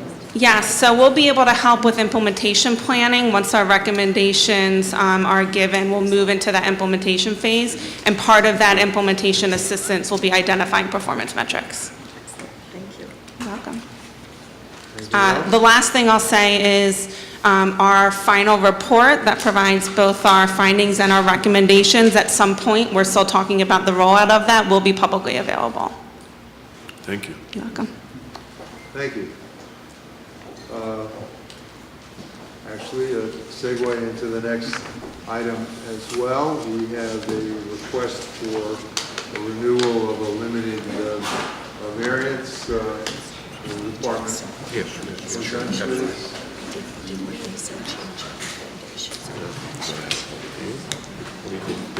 Good morning.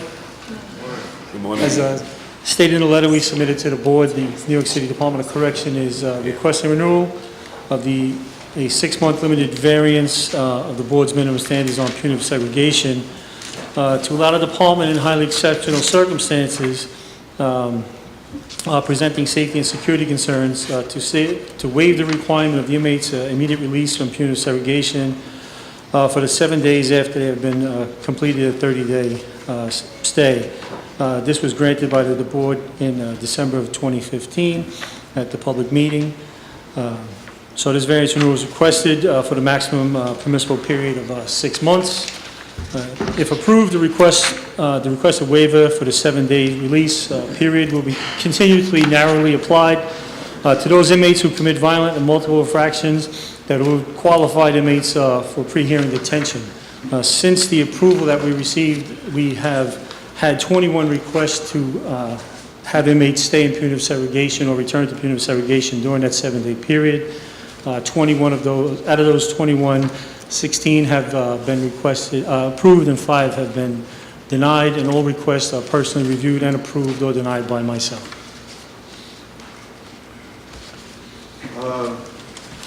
Thank you.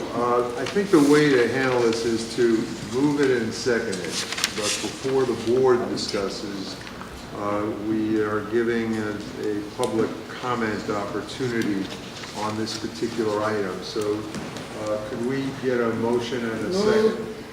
And a second, please? Second. Okay. We'll move to the public comment period. The department will be available for the board to ask questions and interact and dialogue with subsequent to that. But in this way, the board can be informed by the public comment. Sarah Kerr.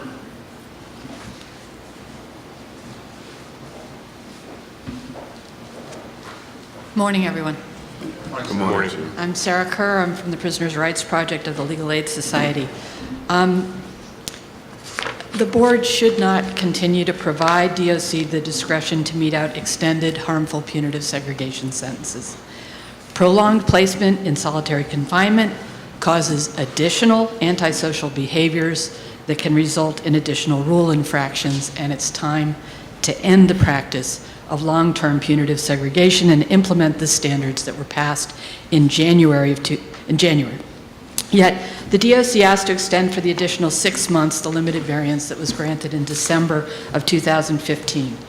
The variance permits the DOC to continue to waive the requirement that inmates serve no more than 30 consecutive days in punitive segregation, with 7 days released from punitive segregation before being placed into isolated confinement. Pursuant, and I understand there's a small number here, and that there have been a lot of changes, but we need to make those changes real. We need to stop having this small group of people that clearly need additional services and something different applied for them, and start doing that. I'm trying to skip ahead. The way it's termed allows torturous stays, and the numbers suggest that that's exactly the result. There's some people who have served up to 219 days in punitive segregation over the course of their current incarceration. So I don't think granting this variance does anything to end the cycle of extended periods of isolated confinement, and I don't think it does anything to end the antisocial behaviors that are supposedly our great concern. If the variance is to be granted, I'm asking you to consider some conditions on it and to consider making it for 3 months rather than for 6 months. 3 months would be, because that would give you the opportunity to look at what the change happens after the secure units are opened. The secure units are supposed to open soon, and that will include 9 of the young adults in the 22 people who were subject to overrides. And that includes 3 who were multiple overrides. I'd also ask you to report on additional data points. The consecutive length of stay after the grants of overrides is not clearly able to be determined, so we talk about the time limit and making it 30 days and whether it should be 15 days. We actually don't have a picture of how long some people have stayed in, and it would be good to know how long some of these people have stayed in consecutively. I'd like to know reasons for any of the mental health services that are provided to individuals who are subjected to the variance. That should include the numbers of times each people require services, whether services were called in emergencies, maybe who called the services. Did DOC staff become alarmed and call for mental health intervention? I'd like to know the number of suicide watches that are implemented for any individual subject to the variance, and I'd like that to include the length and the conditions of suicide watch and the number of times each individual was placed on a suicide watch. Also, we've talked about this today, the number of self-harming behaviors reported for the individuals who are subject to the variance should be looked at and reported on publicly.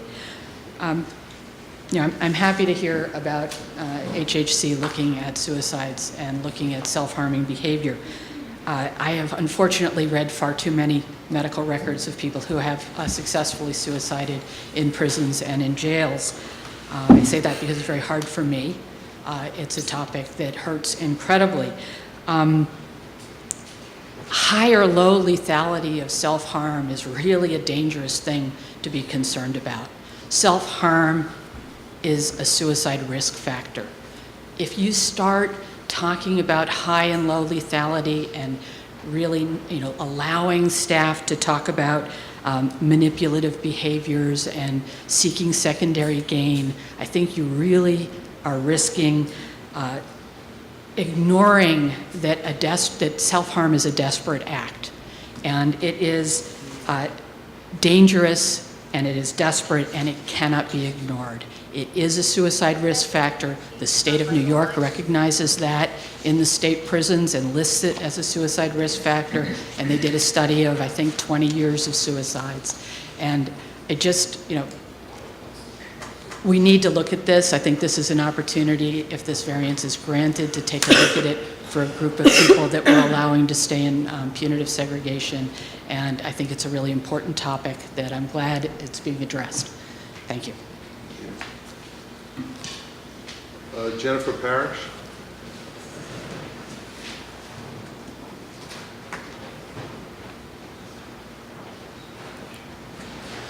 Good morning. My name is Jennifer Parrish. I'm the Director of Criminal Justice Advocacy at the Urban Justice Center's Mental Health Project, and I'm a member of the Jails Action Coalition. First, I want to commend the board for changing the procedures of your meetings. We appreciate that you allow for public comment on all of the issues that you're voting on. So thank you for the opportunity to speak before the vote. I oppose the requested variance, and I urge you to vote against it. I recognize that there are a small number of people who are subjected to overrides, and that's a small fraction of the people in custody. However, each one is a person, and they are undoubtedly being harmed by their extensive time in solitary confinement. Moreover, we know that solitary confinement has not worked to address their violent behavior. This is consistent with the research which establishes that isolation and dehumanization does not improve behavior. The board's most recent report on the 9 seven-day waivers that were granted between January 1st and March 31st of this year shows that those people have spent an average of 235 days in solitary confinement. And 7 of these have received 60-day overrides as well. So just as we feared when opposing the initial variance request, there are some individuals who've received multiple overrides of the 60-day limit on solitary, as well as the 7-day waivers. In fact, there are 29 people who've received multiple overrides. I appreciate that the board is monitoring these cases, but you must do more. You must require Department of Correction to provide interventions that address violence in a different way. Now, I know the board attempted to do that by requiring the department to report on what the options are to reduce persistent violence, and the presentation that we heard was their attempt to do so. However, this presentation has not yet provided any recommendations. They said that next month Vera will be able to do that, and I do not think you ought to extend this variance beyond that without having recommendations of how this can be handled otherwise. The department talks about in its variance request a 2-year time limit. So it's clear that their plan is to come back to you again and again requesting the maximum 6-month variance each time. They're telling you that they're not going to address this problem right away. And I think that your message to the department must be clear. Ending torture in New York City jails is of the highest priority. I have another concern, and this is about the board's reports, and I think, and this is just to echo some of the recommendations that Sarah made, the board's report indicates that 77% of the people who had 60-day overrides had 3 or more contacts with mental health services, but then in a footnote indicates that none of those people had been diagnosed with a serious mental illness. Now, the rules do not specify that to be excluded from solitary confinement, an incarcerated person must be diagnosed with a serious mental illness. In fact, when you enacted the rules, the board chose not to define serious mental or serious physical disabilities or conditions, and noted the broad definition of disability in the administrative code, and you specifically gave to the Health and Mental Health Service the power to determine on an individual individual basis whether an incarcerated person's disability or condition requires exclusion from solitary. And the rules require that the assessment be whether punitive segregation would pose a serious threat to a person's physical or mental health. So, and medical staff has the authority to do that and is responsible for doing that, not only at the outset of someone being placed in punitive segregation, but in determining periodically whether they are removed from segregation. We know that over time, people's mental and physical health can and does deteriorate during prolonged isolation. Thus, one of the things that the board should be monitoring is not only whether medical staff are making the rounds that are required daily in segregation, but whether they're actually having confidential assessments with people while they're in those settings on a regular basis and making the decision whether to remove them. So I would encourage the board in its reports to look specifically at that issue. Thank you. Thank you. Thank you. Now I'll open the floor to board members for comments, questions of the department, and so on. Yes. I have a couple of questions for the department. Sarah Kerr and Jennifer Parrish just made some recommendations. If the board were going to grant the variance, we've just heard from Vera, and certainly it's terrific news that the department is working closely with Vera to try to reduce segregation, including punitive segregation, and that you've in fact done so, but I know you're seeking this over right now. As I understand it, some of what the advocates would be requesting if the board were to grant this is really some additional data collection so that we can better assess it on the next go-round. We've heard about the risk of harm in prolonged segregation. So my question is whether the department would be willing to agree to the conditions that's been proposed by the advocates. The first one being that you essentially report on the consecutive length of stay after the grant of each individual override and or variance, so we can really ascertain how long the inmates are being subjected to punitive seg. I assume there'd be no problem or difficulty doing that.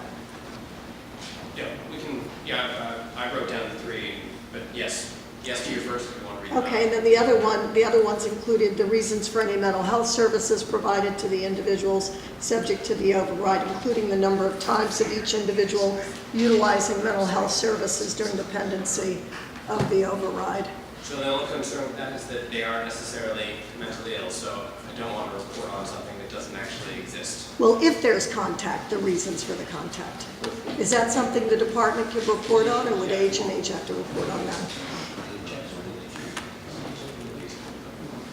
Yeah, I mean, there is actually a daily rounding at PSEC from mental health, so it is already done daily. Maybe clarify the So I just want to make sure. So if a mental health clinician comes in and speaks to an individual without a request, I don't know if you consider that a contact. The officer is not in the immediate area, so we don't hear what's transpiring, so we would know the number of contacts that a person has. You would or would not? We would not, because if you're rounding and you just go cell to cell, and we're not documenting that we went cell to cell to speak to Tommy, Billy, and Frankie. So we would not know H&H. Yeah, I would actually defer, and I don't mean to put that on, but I would defer to H&H on that requirement, because that is not for the department. Dr. Venters? I mean, we can look at numbers of encounters we're having in any housing area, including these housing areas. I think that getting into the specifics about what was going on with individual patient interactions is tricky, because this is a small number of people, and so we can potentially violate their right to confidentiality by, if somebody said something that was very unique. We don't want to put that on a piece of paper if only one person said that and they were in this housing area. But we certainly can work with you on types of encounters that are provided, or because there are multiple types of encounters, and the number of patients who are on the service, or the percentage of the patients who are on the service, and the frequency with which we're seeing them in general. That seems like something that we do already for lots of other reporting, so we can work on And that. I assume that you include that you're tracking the number of suicide watches that are implemented. Well, inmates are on punitive segregation, and do they remain in punitive segregation, or are they pulled out if No, they're put on no, an no, we don't H&H? provide any solitary, any solitary confinement is not a setting where we do any suicide watch. So, but we certainly can look at patients that have been removed. So you could track that and Yeah. report on that? So if they're in suicide watch, they'll be removed from If somebody solitary. was in any solitary setting and needed to undergo a suicide watch, when they're in the CPSU, we would have them go somewhere else, or in the GRBC. Okay. And are you tracking the number of self-harming behaviors? We track self-harm throughout the system, yes. So including in there, okay. Then one last question for the department. This had been included in the variance before. I recall proposing it, and in light of Vera's comments about really the necessity to use the least restrictive setting as possible, I would propose a condition that I assume that you would agree with, because you've done so before, that the reason be stated in the request for the waiver, as well as the chief's, the reasons why a least restrictive setting is not a safe option for this particular inmate. Yeah. Sure. Okay, thank you. So we'll treat that as an amendment. Yes, Dr. I just had a quick question.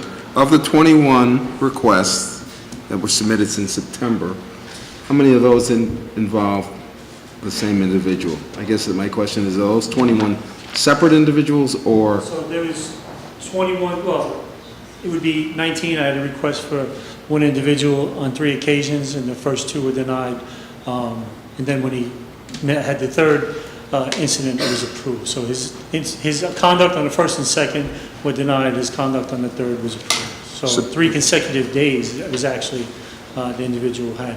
So I guess my question is, are these 21 individuals, or? Yes. So 19 individuals. 19. One person was 3 requests. Okay, so 19 total individuals. Okay, so, And Chief, okay. excuse me, only you can approve these, right? Only I can approve, yes. Chief of the department, no one Chief else? of the department. And then, how many of those, just if you don't have it, just again, how many of those resulted because of violence against the correctional officer, a civilian, a mental health professional? So there was 6 were for slashing incidents against another inmate, 7 for assaults on staff, and 2 for possession of weapon, and 1 for significant property damage. Thank you. Significant what? Property damage. Yes. A few questions for the department. One, could you explain to the board why it's not possible to house these people in non-PSU areas such as West Facility or the NIC, where they will be where there's some possibility for small congregate experience for some number of hours a day, rather than I understand that you say that within solitary units itself in GRVC, you don't have the capacity. You've said that previously, to let people out for more than this 1 hour a day. I don't know that that's true, but I don't think that position has changed. I haven't heard that. But what about the use of other facilities on Rikers Island that you use for enhanced restraint already for the 7-day housing of these individuals, and particularly places like West Facility or the NIC? So some of these individuals are not in restraint status, so we wouldn't put them in a restraint unit if they're not in restraint status. They're going to lock out, right? And their conduct is when they're in amongst other individuals is when their conduct takes place. NIC, we have shuttered the main building, so that's not an option at this point. So the only thing at NIC is available is the medical dorms. And then there is just basically a general population setting remaining in the agency. Okay. And second, back to the question that you said you couldn't do before, what efforts have been made to allow for these individuals to spend more time out of cell? 2, 3, 4 hours. What efforts have been made for this population and the general population in PSU to have programs? I know Vera's going to report at some point on something, but this is 6 months later. You know, for us, we specifically raised these issues before. And what's the basis for your concluding that there's no capacity to provide any more hours out of cell, that there's no capacity to provide any programming for persons in solitary confinement? Well, I think I'll just refer to the fact that what we have been doing, trying to deal with the department-wide, is we've tried to signify part of the effort that we've made to decrease the population. It's not even a real effort to decrease the population in punitive segregation. That was never a goal per se. It was to try to figure out alternatives for punitive segregation that were more effective. And what we have done is done a lot more separation and put people in different areas, giving them programming, giving them alternatives. And so this variance is for a smaller population where the security concern is one that currently, I think we've committed as a department, we're going to continue to work on developing better alternatives.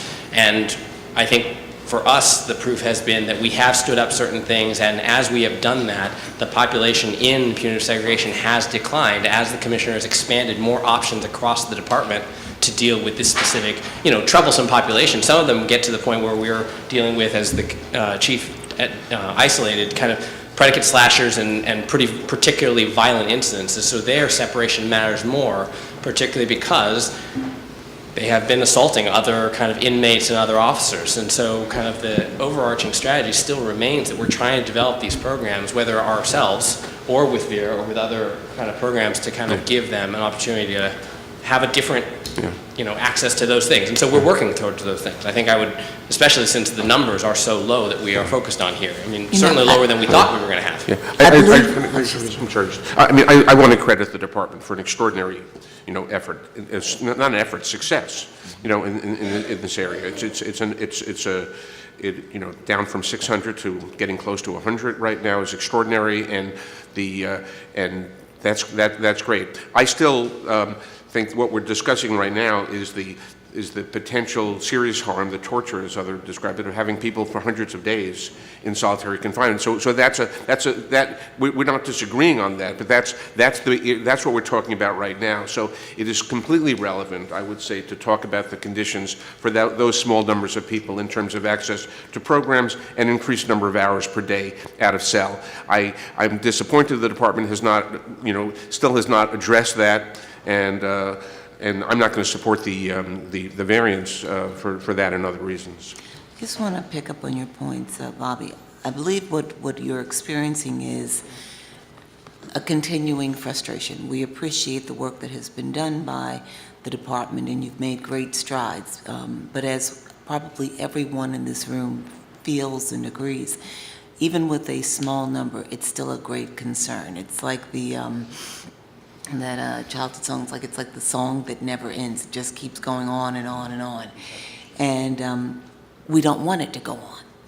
And so, when I think about the statement that it will take 2 years to get to a place where we can have an alternative, secure housing set up for this small population, it just gives me even greater concern, because one is one too many. And so I think a recommendation was made by one that maybe it's a smaller period of time for which the variance is granted. I appreciate that, but at the same time, I wonder, are we going to be back here, if it's 3 months from now, asking for the variance once again? And so along the lines of the points and the questioning being made by Bobby, is there more that can be done, given that we're now working with a smaller number of people? Is there more that can be done for this smaller population in a quicker period of time? I think we're trying to do as much as... How many is it on any given day? Sorry? How many people are we talking about on any given day? Who are what? On the 7-day override? One? 1.5 a month, something like that. How many? Say 1.5 a month, the request. So of the individuals that we put back into punitive segregation, all have left punitive seg, and then 3 have since infracted and gone back. So. But on any given day, the group of people who are in solitary confinement, but who could be, otherwise would be on their 7-day, how many people is in that category? That's what we're talking about. It's relative. It's probably 1 or 2, right? Yeah. So just to support your point, we're not talking about hundreds of people. Today We're talking about 2 people trying to develop something that recognizes that we do not want people in prolonged solitary confinement. Developing a program for these 2 people that will allow them to get more hours out of cell. It doesn't seem impossible to me. I'm going to interject here because it's really important that we recognize that this is about safety and security as well. That that this is a response to serious violence, and we do want the department to move expeditiously to find and develop alternatives.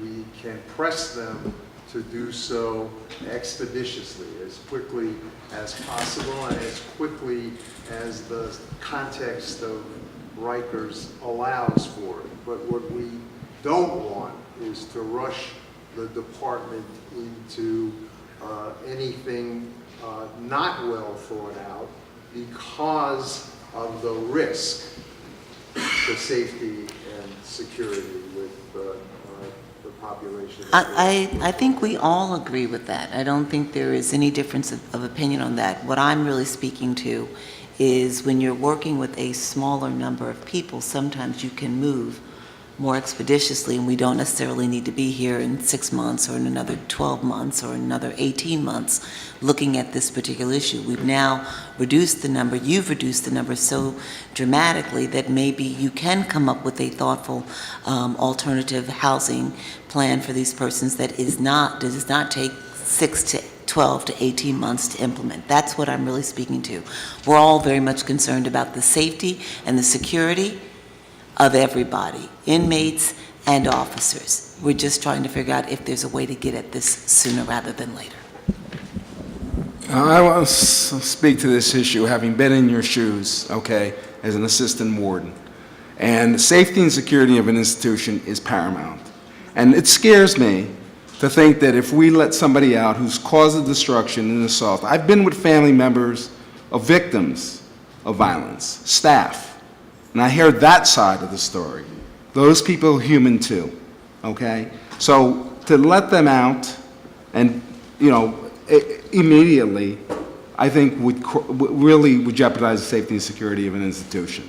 So I'm going to support this variance, okay? Because I think you need time to basically work out a strategy. I hear what you've been doing, and I applaud what you've been doing, but it scares me that if we're going to let some very serious bad characters out that may harm other inmates or staff, that's a concern to me right now. Okay, so I will support this variance.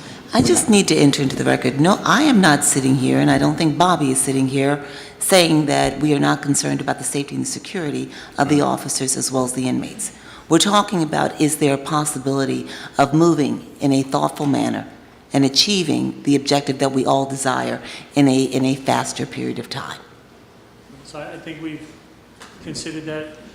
As you know, we're looking at putting in secure housing for the young adults, and a good portion of these individuals were young adults. So we have a plan going forward for that population, and we're working with Vera to come up with additional programs for those individuals that are in punitive segregation, so the number is going to get even smaller for these individuals that we're requesting the 7-day override for. Chief, I have a question. Your variance request says that most minor infractions no longer carry any punitive segregation time. That's correct. Is there any reason why any minor infraction would carry punitive segregation time? It just says most, but why would any time a person commits a minor? Grade 3 infractions, which is the most minor, they're the ones that don't carry the punitive segregation time. Our grade 2 infractions, they have what we get seg light, where they're released for 7 hours out of the day, lockout time. So if you have an example of some minor infraction that would cause a person to go into punitive segregation. Well, I think what the chief is For describing actually that a minor might put punitive segregation light, 7-hour out, but not in full segregation. Okay, so I'm just trying to reconcile what he just said with what the variance request says. This is a question of being more precise in the language and being clear as to who qualifies for punitive seg and who so doesn't. by violent infractions, for the variance, it's only for grade 1 violent infractions for which any variance would apply. Again, we have focused on just those population, and as the chief said, we have been working expeditiously trying to minimize that population because a portion of that population was the young adult. That population we've tried to create secure, which we're working on now, and that will inherently kind of lower that number. Jeff, as I heard the question, it's more generalized about punitive segregation. Yes. And who gets into punitive segregation, and whether minor infractions would allow for it. And Which is what this seems to say. Yeah. Grade 1 infractions are applicable to punitive segregation. So grade 1 was fighting that results in injury, assault on staff that results in injury, stabbing or slashing, assault with a weapon. Okay, but are those minor? No, those are the ones that will get you into full punitive seg. And those Okay, are the ones here's that we would request, if they did those during the 7-day break, we put them back into punitive seg. Okay, here's what this says. This is the variance request. Most minor infractions no longer earn any punitive segregation time. Most. So my question is, why do any minor infractions earn you punitive seg time? Because I think it's more of the wording that we'd have to correct on that. Well, it's always wording, but... Understood. Yeah. So it should say what then? All grade 3 infractions do not result in punitive segregation time. So no minor infractions will earn... Right. Okay. If you drop the word most. Yes. So I just want to come back to the question Right. that I raised Okay. that was never answered, because we got into a conversation about safety and security. I asked if we will likely be back here in 6 months, 12 months, 18 months. If we give this 6-month variance, is there any reason to amend it and make it a 3-month variance? What do you expect, given that you've reduced this particular population so dramatically? Do you think that it's going to take another 18 months to create this alternative housing plan? I'm sure the board doesn't want to hear this, but yeah, we put out that 2-year timeline because, we can be more aggressive than we were trying to be, but part of the effort that we've been doing is focus on the subpopulations and then moving further and trying to basically move towards a smaller population for which we have to develop these options, right? So right now we are focusing on an entire population within the 18 to 21-year-old population. We're waiting to hear from recommendations from the institute to kind of figure out periodic kind of things. Maybe it is more time out of PSEG, but to work towards developing, implementing, and testing those programs. We've tried to be thoughtful about it. We have asked for the time, and we asked for a variance. We knew we didn't need it in a rule because of the fact that we would try to move towards that population. As the population gets smaller, we hope that we have better programs in place and better alternatives in place. We have asked for the variance, and we were in the letter stated a longer term because we knew there were other things that we were doing at the same time. And I think you're right, Jennifer, absolutely. We're trying to get to that population, but we've been focusing on other populations to get down to a smaller population that we can deal with this. Every person counts, we know. It's not something we're shying away from, but we're also trying to kind of muster up our resources to deal with sections of a population at a time to make sure we're effective with that population. And then as soon as we kind of have that, we have a problem sustaining. We put out great ideas. We're trying to force those things as we're trying to do a lot of different things at the same time. We've had some success. Other times we have setbacks. And so I think we've been pretty honest about timeline to make sure that we let you know we need this variance and this is why. We are not going to shy away from the fact it probably takes a little more time because as I've tried to kind of make the argument, just that population reduction has been a lot of effort on ours to put a lot of different things. Some of it didn't have the same impact. ESH, I made that specific presentation, as the commissioner kind of noted, because when we first started, a lot of skepticism about whether or not it could reduce violence. We've seen more success there. And Secure is about to open. We don't know what that is going to be. We may have to revise it a bit more as we walk through it. We've been pretty open with the judge and the board about that. These are populations for which we have asked for a variance and approved them when they are particularly violent. There is a safety aspect to this and a security concern. We do want to address that population, but we are also doing these other things to hopefully minimize the number by which we would have to use that so that we can get to developing an alternative. And so look, I and others on the board very much respect and appreciate the work that you've done, and I believe that the directness of this conversation and the honesty in this conversation helps us to appreciate what you're doing. And, we hate to be in a situation where we keep looking at variance after variance because it creates this hope So putting the 2-year period on it gives us a different perspective, and when you explain it that way, it's helpful. And I would just add and ask that over the next 6 months, as we roll out, you get the Vera report and you think about the broader issues around punitive seg, that you take a look at this 2 people a month who end up in this override, whether there's something that we can do that we can carve out. So the next variance, as you move to roll out your full punitive seg modifications, that we could look at this smaller subpopulation. Because I agree with you, I think y'all have done an amazing job. I have absolute confidence the chief is using a high standard about who goes back in on those 7 days. And so I trust that and I have confidence in that. And I think you're hearing from us, and I would request that over the next 6 months, if there's going to need to be another variance, that in that variance you're proposing some steps we can take to minimize the damage of the people who go into the 7-day override. There's something we can do with that small population. I ask that you think about it and perhaps present it at the next request for a variance. In effect, I think what's being asked for, because you will be back here in 6 months, you're being direct about it. Pretty honest with you. But Yeah. what we would like to see is an articulation of what you've alluded to, the department has alluded to, the steps that you've taken, the interventions in a generalized way that might be applied to this 19 population without running the risk of identifying them, and the kinds of strategies that the department sees as implementable or at least promising into the future. But we should make no bones about it. They will be back here in 6 months.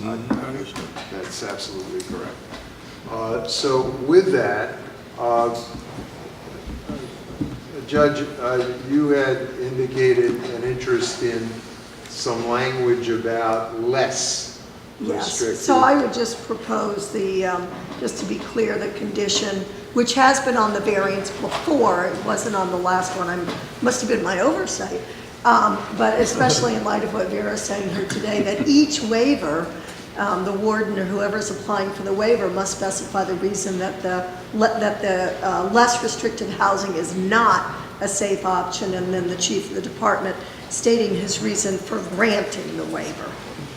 Is there any problem with that in the department side, since it existed in earlier iterations and ought to be a part of how each individual is approached? That language, let's take it as an amendment. Judge Hamill has moved it. Second. Any discussion? All those in favor of the amendment, please signify by raising your hand. Okay, I think that's carried. It is carried. Just to show you doubt about it. Now I'm going to ask if there's any further discussion on the variance itself. Hearing none, we've had a very good, I think, candid and worthwhile discussion. All those in favor of the variance as amended, please raise your hand. All those opposed, I think there's one opposed. He's not raising his hand that high. Okay. So that's 7-4-1 against. The motion carries. That brings us to the report of our committees, Judge Hamill and the ad hoc adolescent and young adult. Okay, I know we're running over, so this will be relatively quick, but there are just a couple of issues. In terms of RNDC, it's come to our attention that there's been an increased use of chemical spray in the school, and that it's having a detrimental effect and impact on the inmates, the teachers, the staff, and the classes. So I've asked the department to please report the reasons for the increased use of chemical spray and your plan to address and reduce it. So good morning, everyone. Good morning. I'm going to have Chief Collins talk on this topic as well, but I'd like to remind the board that we increased school hours from 3 to 5.5 hours on a daily basis. So right now, we have kids in school all day to emulate high school in the community, and The additional time frame has proved to be a bit challenging for the youth because they're not accustomed to being in the classrooms this long, as well as some acclimation period for both the officers and DOE staff in working with the youth for a longer period of time. But I'll have Chief Collins elaborate a little bit more. So good morning. So like the commissioner said, this year we went to an extended school hours at the request of the chancellor. And one of the things that we found was by introducing all of the children on the school floor at one time, it did present a challenge because the kids were running out of the classes, engaging in fights on the school floor, because now they see more kids that they wouldn't normally see when we had the separation of the kids, the two school periods. So basically, what's happening is, again, we had more incidents. As a result of that, we were utilizing chemical agents at a greater rate. The teachers did express concern because they wanted to know, was there any long-term effects to the chemical agents which was being used. We had Assistant Deputy Warden come over from our ESU unit, and he did explain that there are no long-term effects to the use of the chemical agents. And what we also did was we're now piloting a new chemical agent. It's the same concentration of the chemical agent that was originally being used, our MK4, but we're now going to a MK4 gel. And basically the difference is how the chemical agent is dispersed. The original chemical agent, the MK4, usually when it's dispersed, it comes out like a cone. So what would happen is if I'm dispersing a chemical agent at, say, Commissioner Saunders, because it would come out in a cone effect, more individuals will be exposed to the chemical agent. With the gel, we're told that it's more of a direct contact in utilizing the chemical agent gel. We did get the chemical agents in as of yesterday. We got 25 chemical agents in for our clinic area, and we got 25 chemical agents in for our clinic area, because that's another area where it was expressed the concern when we utilize chemical agents, the individuals who it was intended for, more individuals are being exposed to the chemical agent. Yes, I'm sorry, it's also being piloted in the school. Like I said, yesterday we got the chemical agents in, so we started the pilot in our clinics yesterday. And as of today, because it came in late, it came in after school was already in process, we started piloting the chemical agent on the school floor today. Like I said, basically, the deputy ward, the ADW that did come over and explain to the school staff the long-term effects, there is no long-term effects from the chemical agent. It's a pepper spray. It's an irritant. It causes a burning sensation, and the only thing that we recommend that they use to quell the effects of the chemical agent is mild soap and water, lots of water. Okay, thank you. And I should thank you so much, Lynette, for pointing that out. Yeah. One of the reasons is the kids are in school all day long. They're in school, they're in school longer. They don't have the flexibility like in regular school, and we do try to have our school, we try to treat our school as we would in the communities, but it's really hard, it's a challenge.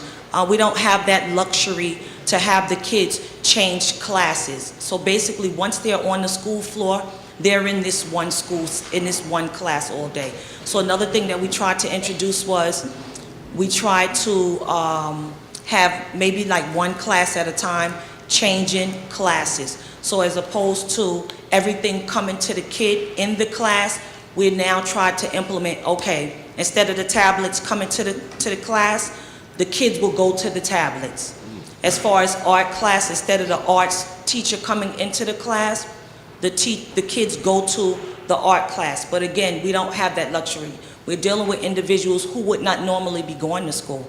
But school is mandatory, and we ensure that our kids go to school every day. But again, we're dealing with this challenge because it's individuals that don't want to be in school. So again, we can't allow them to just walk the corridors freely because they engage in acts of violence, and it's a threat to both them as well as staff. Okay, thank you. And we certainly know you've made great strides in managing the adolescents. Yes. It's going along pretty Another thing we smoothly, want to but do is try to... There has been a concern yeah. about the Yeah. overuse of chemicals. So hopefully with the, yeah. I just want to mention one thing. The other thing that I'd like to bring to your attention is that with the initial communication, we've decided we're going to have additional meetings with ADW Mitten, especially during the pilot, just so that we can allay any concerns as they come up in real time. So that's one of the things that we're going to be doing on a consistent basis, so we can get feedback from DOE staff in the real time. Yes, actually, we put in place yesterday, along with the pilot, we want to know how often the chemical agent was utilized, what was the effects, because right now with the chemical agent that we were originally using, because of the fact, the way that it's dispersed, we would have to evacuate the classroom. Exactly. So we're going to keep records of that. Was the class evacuated? What was the effects to the teachers? What was the effects to other children that are in the class, as well as the staff members? Were they affected by the use of this gel? And hopefully we won't, see what it is we were seeing when we were utilizing a chemical agent that's dispersed in a cone effect. Okay, thank you very much. And let me just move on to young adult. I just have a few words to say, and then I'll turn it over to the department. Again, I'm just always continue to commend Commissioner Pont and his team for the young adult plan. It is just extraordinary to me how much you all have accomplished now in about a year and a half. The department is on target to meet the July 12th deadline for the young adult housing. The department is on target, so we're told yesterday, to end punitive segregation for those under the age of 22 as of June 30th. The secure unit is under construction. The secure directive is under revision. It has been shared with the board, the monitor, and the adolescent and young adult advisory team. There's great transparency between the department and the advisory team, and I understand there'll even be a tour where those of us who are on the advisory team will be able to go see the secure unit later in June. Regarding the draft directive, I do encourage advocates, any board members, to comment on the directive. We know that this is a pilot, and the department is working very hard to carefully consider all of our concerns so that this will be a very successful unit. Some of the issues, very briefly, that I've asked them to address include the role of H&H, the use of de-escalation restraints, the tiered approach, and I'll let them give you the good news on the revision about the tiered approach, and really a clear statement of compliance with all the key minimum standards, because there's only two exceptions. That's the lockout, the 10 and 12 hours for Tier 1 and Tier 2, and the law library. So let me turn it over to the department to give any update you want on the secure, and specifically on the directive. I think you've made some significant revisions, especially regarding the tiered approach and the timeline. That's very important for us to all know. Okay, so as it relates to the draft directive, some of the concerns that we heard in the initial draft, and I just want to commend you for being so supportive, but also for sharing that we need feedback, and we don't take the feedback lightly. So far, I've gotten feedback just from one member of our advisory board at this juncture, but we're looking forward to hear what other members would like to recommend. So one of the things that was said at the last meeting that I wasn't present in, but we were discussing internally, was the ability to have additional family pictures. So that has been changed as well. In terms of the phases 1, 2, and 3, we're looking at a 28-day period in the first phase, but the second and third phase, the support team would have more control in terms of looking at progress and making determinations if someone could leave before that period.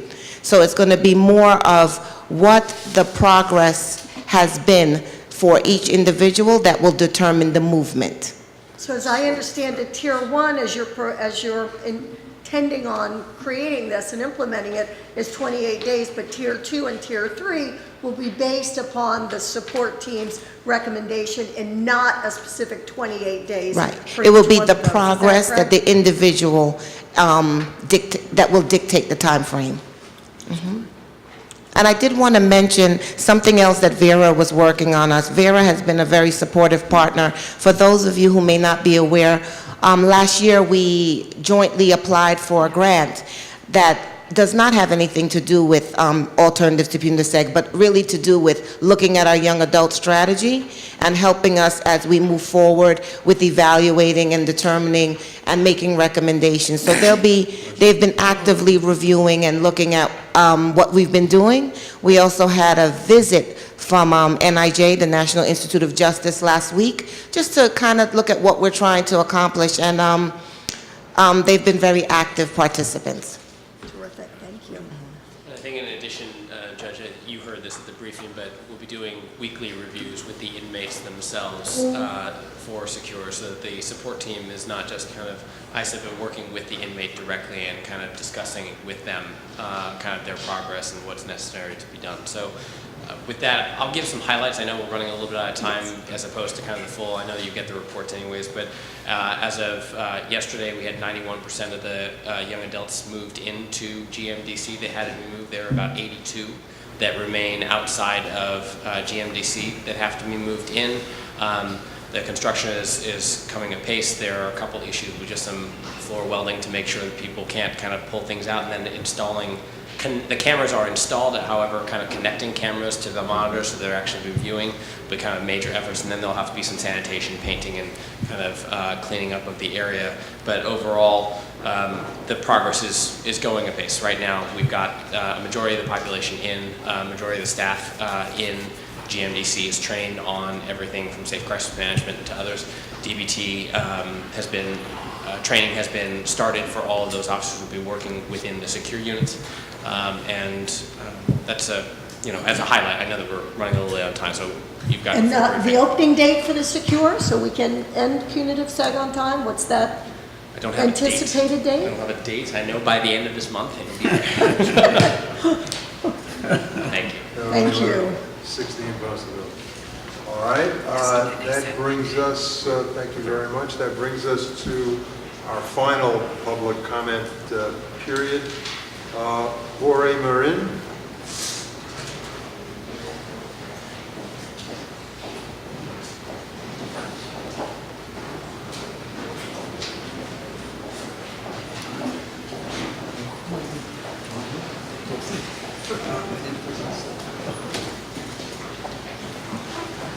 Good afternoon. My name is Jorge Marin. I'm a 10-year correction officer, 6 years RMDC, and 4 years at MDC. I'm only going to speak about my experiences since I've been in the Department of Correction. Okay? And I can honestly tell your board members that we have lost control of the facility, of the jail. Why? When I first started at MDC, we used to have one alarm every 2 or 3 months. Now we have 7 alarms total. Okay, I see more officers got hurt at MDC since I've been there when I was at C-74. We have seen so many officers get splashed. Aim's definitely not compliant at all. We so-called got a de-escalated team now, okay, that when the aim's not complying, before you hit the PVA, you call the escalated team. They come, they negotiate for about an hour, and sometimes the inmate comply, but sometimes, like last week, I called in 3 times for the same inmate. And every time they come, they want something else, something else, something else. I work in court order lockdown housing unit and CMC escape risk unit on the 11th floor. And last year I came to spoke to y'all, and nobody came for the Board of Corrections came to my unit since I was there to see what's going on and the stuff that I spoke about. Nobody.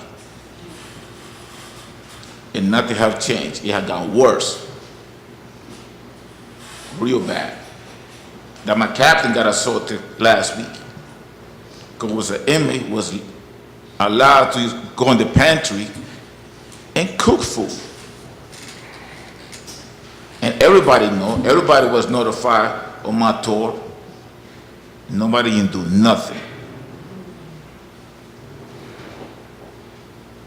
But this is some of the stuff that I presented to you guys in here that would probably help us take over to control the jail a little bit more. Okay? Because even all the officers and the supervisors are afraid to use force. Why are the inmates in 9 South when they was there? Everybody's supposed to be locked in at 9 o'clock. It is 1 o'clock in the morning and they stood outside the cell. Nobody say that. I'm going to say it because I'm sick and tired of that. Sick and tired of seeing my members being hurt, splashed with feces, all kind of stuff, being verbally harassed all day. And we the only ones, the guys with the blue, they's in the front. The white shirts, they're in the office or they're looking through the cameras. If you don't believe me, look at the cameras in 9 South, in any tour. Many times we responded to the area because inmates refused to lock in at 9 o'clock. Talking about this came, negotiated with them, and they still didn't lock in.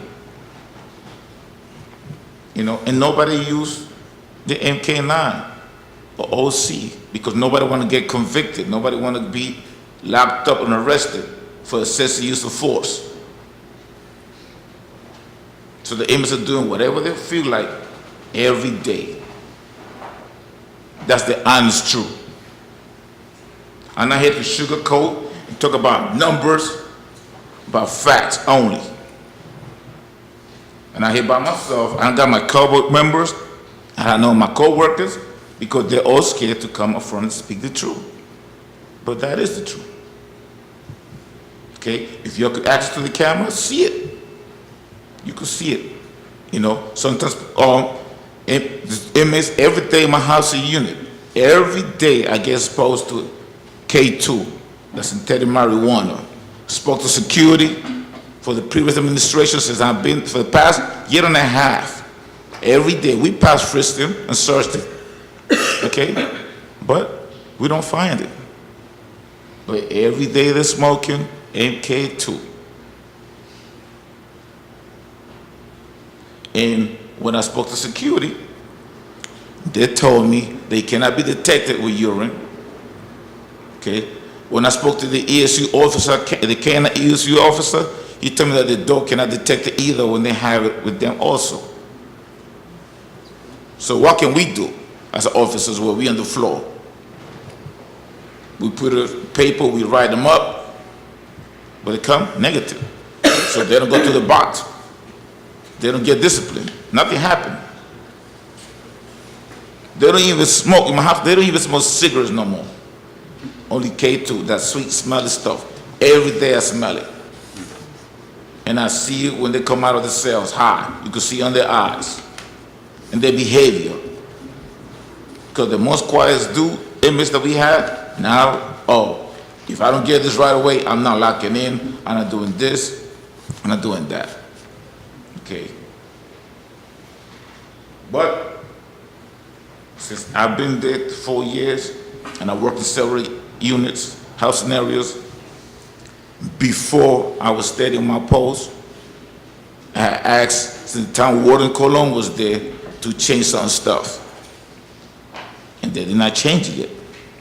But I said, you know what? I'm going to keep all my toothfrums on file because when something happened, nobody could tell me, oh, but you didn't tell me that, Officer Marion. If you would have told me, I would have done something about it. Or we would have done something about it. Last time I came over here, I spoke to y'all and I said I need this and that. The only thing I got was the radios. I didn't get the radio charger and the 2 extra batteries. I ordered 2 from, but guess what happened? The other housing units got the radio chargers and I didn't get it. And I spoke to the deputy security before he left. I get it. No, I asked for a point-to-point radio. I never got it either. Okay, and the problems are still there. This is some of the stuff over here, how to improve the safety for all New York City correction officers, civilian staff, inmates, and the good order of the institution at MDC. place full porch slides on all cell doors in 11 East well work to prevent inmates from throwing fluids to staff and inmates. Because it had happened. And I've been there 3 years. They haven't done it. But 2 weeks ago, a female officer got splashed with hot water. She's been out since. Just because the inmate, I forgot what he asked her, it doesn't matter, he still splashed her. And she's not the only one. Okay? Place plexiglass to all the cell gates in 9 South to prevent inmates from throwing fluids to staff and other inmates. If you was look at the videos of the surveillance camera, the stuff that have been going on 9 South, you won't believe it. And the administration know, inmates throwing feces on one another, cutting one another, harassing staff all day, refuse to, they're coming out. I remember about last year, I was doing a one-on-one suicide. Inmates came out at 5 o'clock in the morning, in camera, in front of the camera, start smoking drugs. We reported, and they're happy. What can you do with those inmates that have restraints? They don't care. They're facing life. They don't care what the department do to them. What you gonna put me in the box for 30 days and come back outside? I'll come back and do it again. And we afford the showers, we afford the rate time, whatever they're entitled to, they afford it, but it's still misbehaving.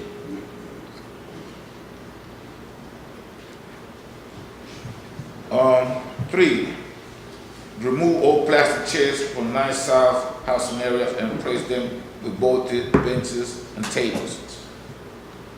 Because what they're doing is they're blocking the doors, the cell doors. Okay?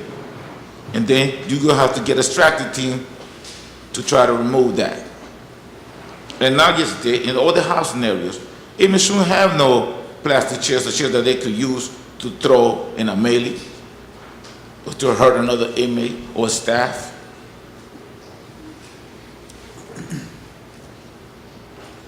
Level security control posts needed to have portable. This is, I already said it.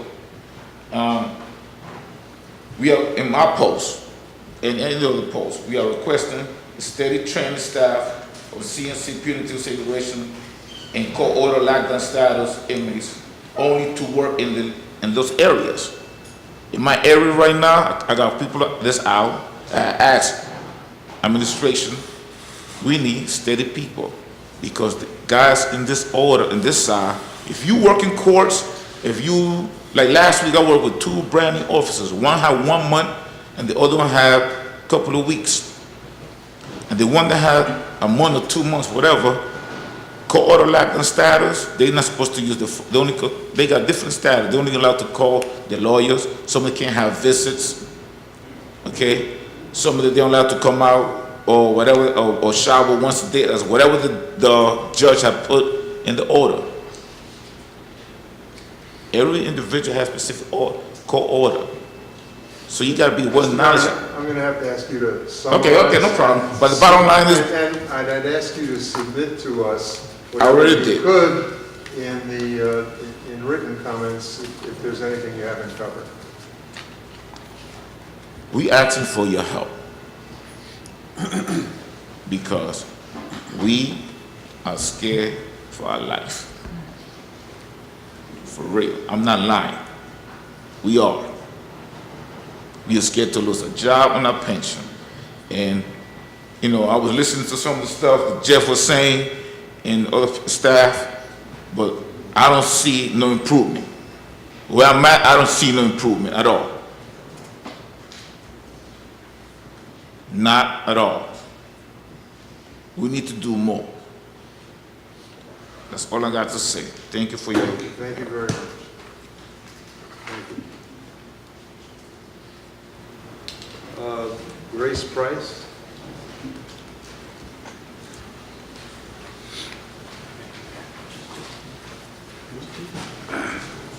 Hi, good afternoon. I have a feeling I'm the last commenter, so I'll make it very quick. I'm Kelly Grace Price. I'm a proud member of the Jails Action Coalition, and I'm also the policy apprentice at New York City's National Organization for Women. I want to talk about two quick things with you. The first, I want to review my visit to Rikers last week with Camilla Newton, who you may remember was the young woman who stood up here at the last board meeting and described her denial of her visit to visit her loved one, her father, or her baby's father on Rikers Island. When her 45-day visit denial was up, I accompanied her out to the island because she was afraid to go back by herself. When we were greeted at the bus by the special search team, we weren't that surprised because we had been kept up to date by Liz and Kelsey that the special search team would be visiting us and greeting us at the bus stop. Of course, we were ordered off the bus. Everyone was commanded to stand against a white wall with their hands at their sides. No one was told what was about to happen. People were sort of giggling about whether or not people were going to be assassinated in a lineup. Nobody on the bus knew what was about to happen. Of course, I knew that a dog was about to come sniff us, but nobody else knew what was happening. People were just being yelled at to line up against a wall with their hands down at their sides, not to move and not to talk. And people, of course, were naturally horrified by this. I was handing out Kelsey de Avila's brilliant visitor guide that she designed with the help of Riley and other Jails Action Coalition members. And I was ordered not to hand out that material anymore, which was fine. We certainly would like to get approval for that pamphlet. It's very helpful for visitors. And of course, as you know, if it's anything that's designed and produced by Kelsey is on point and poised and articulate and very respectful of the context that it's presented. So I would really like maybe Stanley, you can help us get approval to pass that out.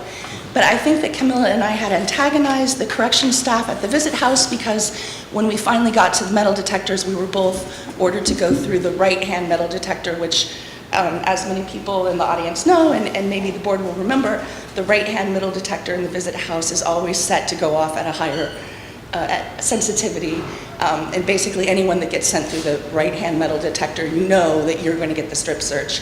So both Camilla and I were given strip searches. Whether or not we really had metal on us that did trigger the strip search, I don't know, but I do know that I wore a sports bra because I've been out to the island and I know not to wear underwire bras, and I had absolutely no metal on, and there was no reason for that metal detector to be tripped. So I think there's still a problem there.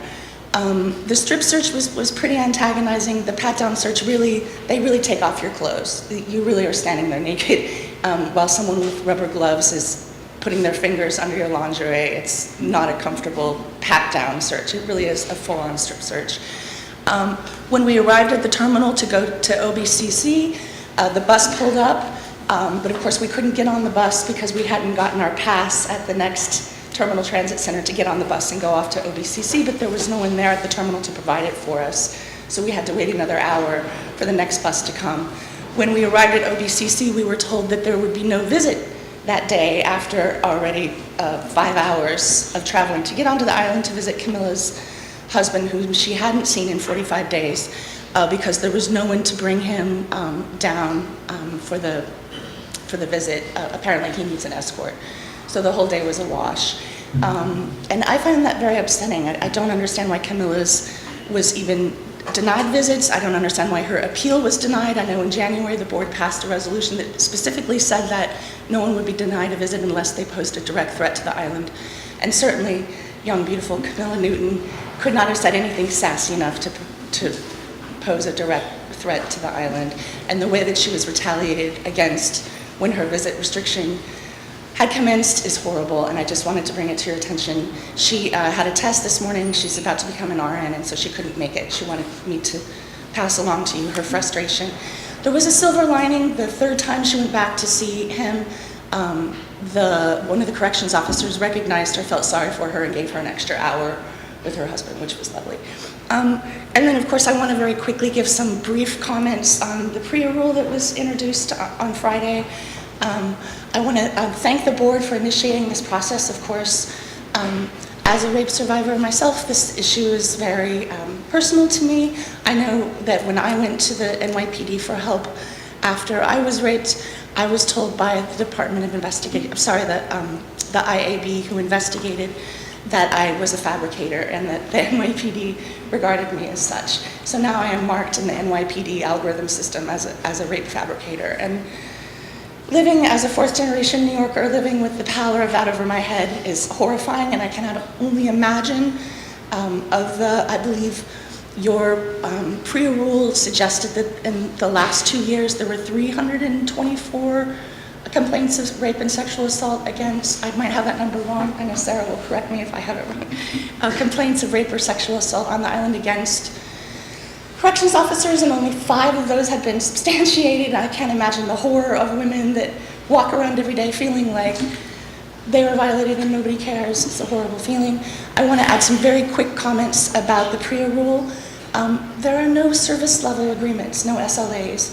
And I've mentioned in the past, I've worked for a lot of fine institutions in this city. I've worked for Bill Gates and JP Morgan, and at every level of transaction interaction between various departments and in a workflow, there's a service level agreement guaranteeing a response time for certain kinds of inquiries, and there are no service level agreements at any point in the process of sexual assault reporting and investigation, for instance. There is a mandate that says that the complainant must be informed of the results of the investigation and of the rape kit, but there's no service level agreement to say when that complainant will be informed. I know that Kelsey mentioned that she knows of someone on the island that's been waiting 1.5 years for the results of her rape kit, and that's horrifying. As a survivor, the number one thing you need to move on is you need to know that there's a pathway to justice. And without a time frame for a survivor to know when results will come back, to know when they can even get off the island, all these things do not contribute to a safe recovery. And I might mention that there are a couple other things I'm confused about. I'm really confused about the relationship between the Department of Correction directive that was published on May 2nd and the PREA rule. It seems that they do have some affinities. There are some things in the directive that, of course, are not in the PREA rule, which I'm very grateful for. I can only imagine the conversation between those 2 documents and the authors of them. But I'm very confused as to whether or not the directive is in place right now on the island, because there's some egregious things happening to complainants if, in fact, that directive is implemented. For instance, I'm really upset about the fact that the chief of the unit of the complainant takes the first investigatory report. So that means that they take the first photographs of the victim. That means the boss of whoever just violated the inmate or detainee is the one asking that person to spread their legs so that they can take pictures of the bruises on their inner thighs. I find that to be abhorrent. So I do not know if somebody can answer if the directive is in fact in place right now. I would love to know, because it seems to me that unless we get a rule that the directive is the thing guiding all guidelines right now, and I'm really upset about that. I don't really understand how that works. And then the issue, I believe that there's one service level agreement in the PREA rule, and that mandates that an investigation has to be taken within 72 hours. I'm going to take 30 more seconds. No, I'm Mr. just going President. to interject that there is a CAPA process where there will be lots of opportunity to raise these issues and have dialogue about them. It's kind of in a rushed environment here and isolated from the overall discussion about the rules. So I hope you'll bring it to conclusion. Absolutely. I just wanted to bring up these first couple of, as I said when I got to the podium, I'm sorry, I'll be very quick. I just wanted to bring up 3 points. So my last point would be, of course, there's a mandate that an investigation has to take place within 72 hours. But again, you know, that time frame is not ideal in all circumstances of rape or sexual assault. If the complainant has only made it to Elmhurst or only made it to Bellevue in 50 hours, and they're in the hospital being examined and taking the 6 or 7 hour rape kit, there's not going to be time for the full sleep cycles that we all know. After speaking with Lynn Frederick Hawley, who's the Mount Sinai director of SAVI, we know that exactly 1 or 2 sleep cycles need to occur for someone to give an efficacious interview. So there's different things like that I just wanted to bring up very quickly, to mention that there's a lot of work to be done and a lot of, I think, completion to be done on the rule. I'm of course, a little shocked to see after 1.5 years that we still don't have exact ways to report. The rule says we will come up with 3 separate ways for someone to report, but they're not expounded on. I'm not quite sure how we can come up with these methodologies in the next 6 weeks when they've been discussed for the last year and a half, but I certainly hope we can make progress, and I do really appreciate the board, as always, very graciously allowing me to prattle about my concerns about these issues, which are, of course, very important to the women of New York. Thank you very much. Thank you. That concludes our business. Come to the board for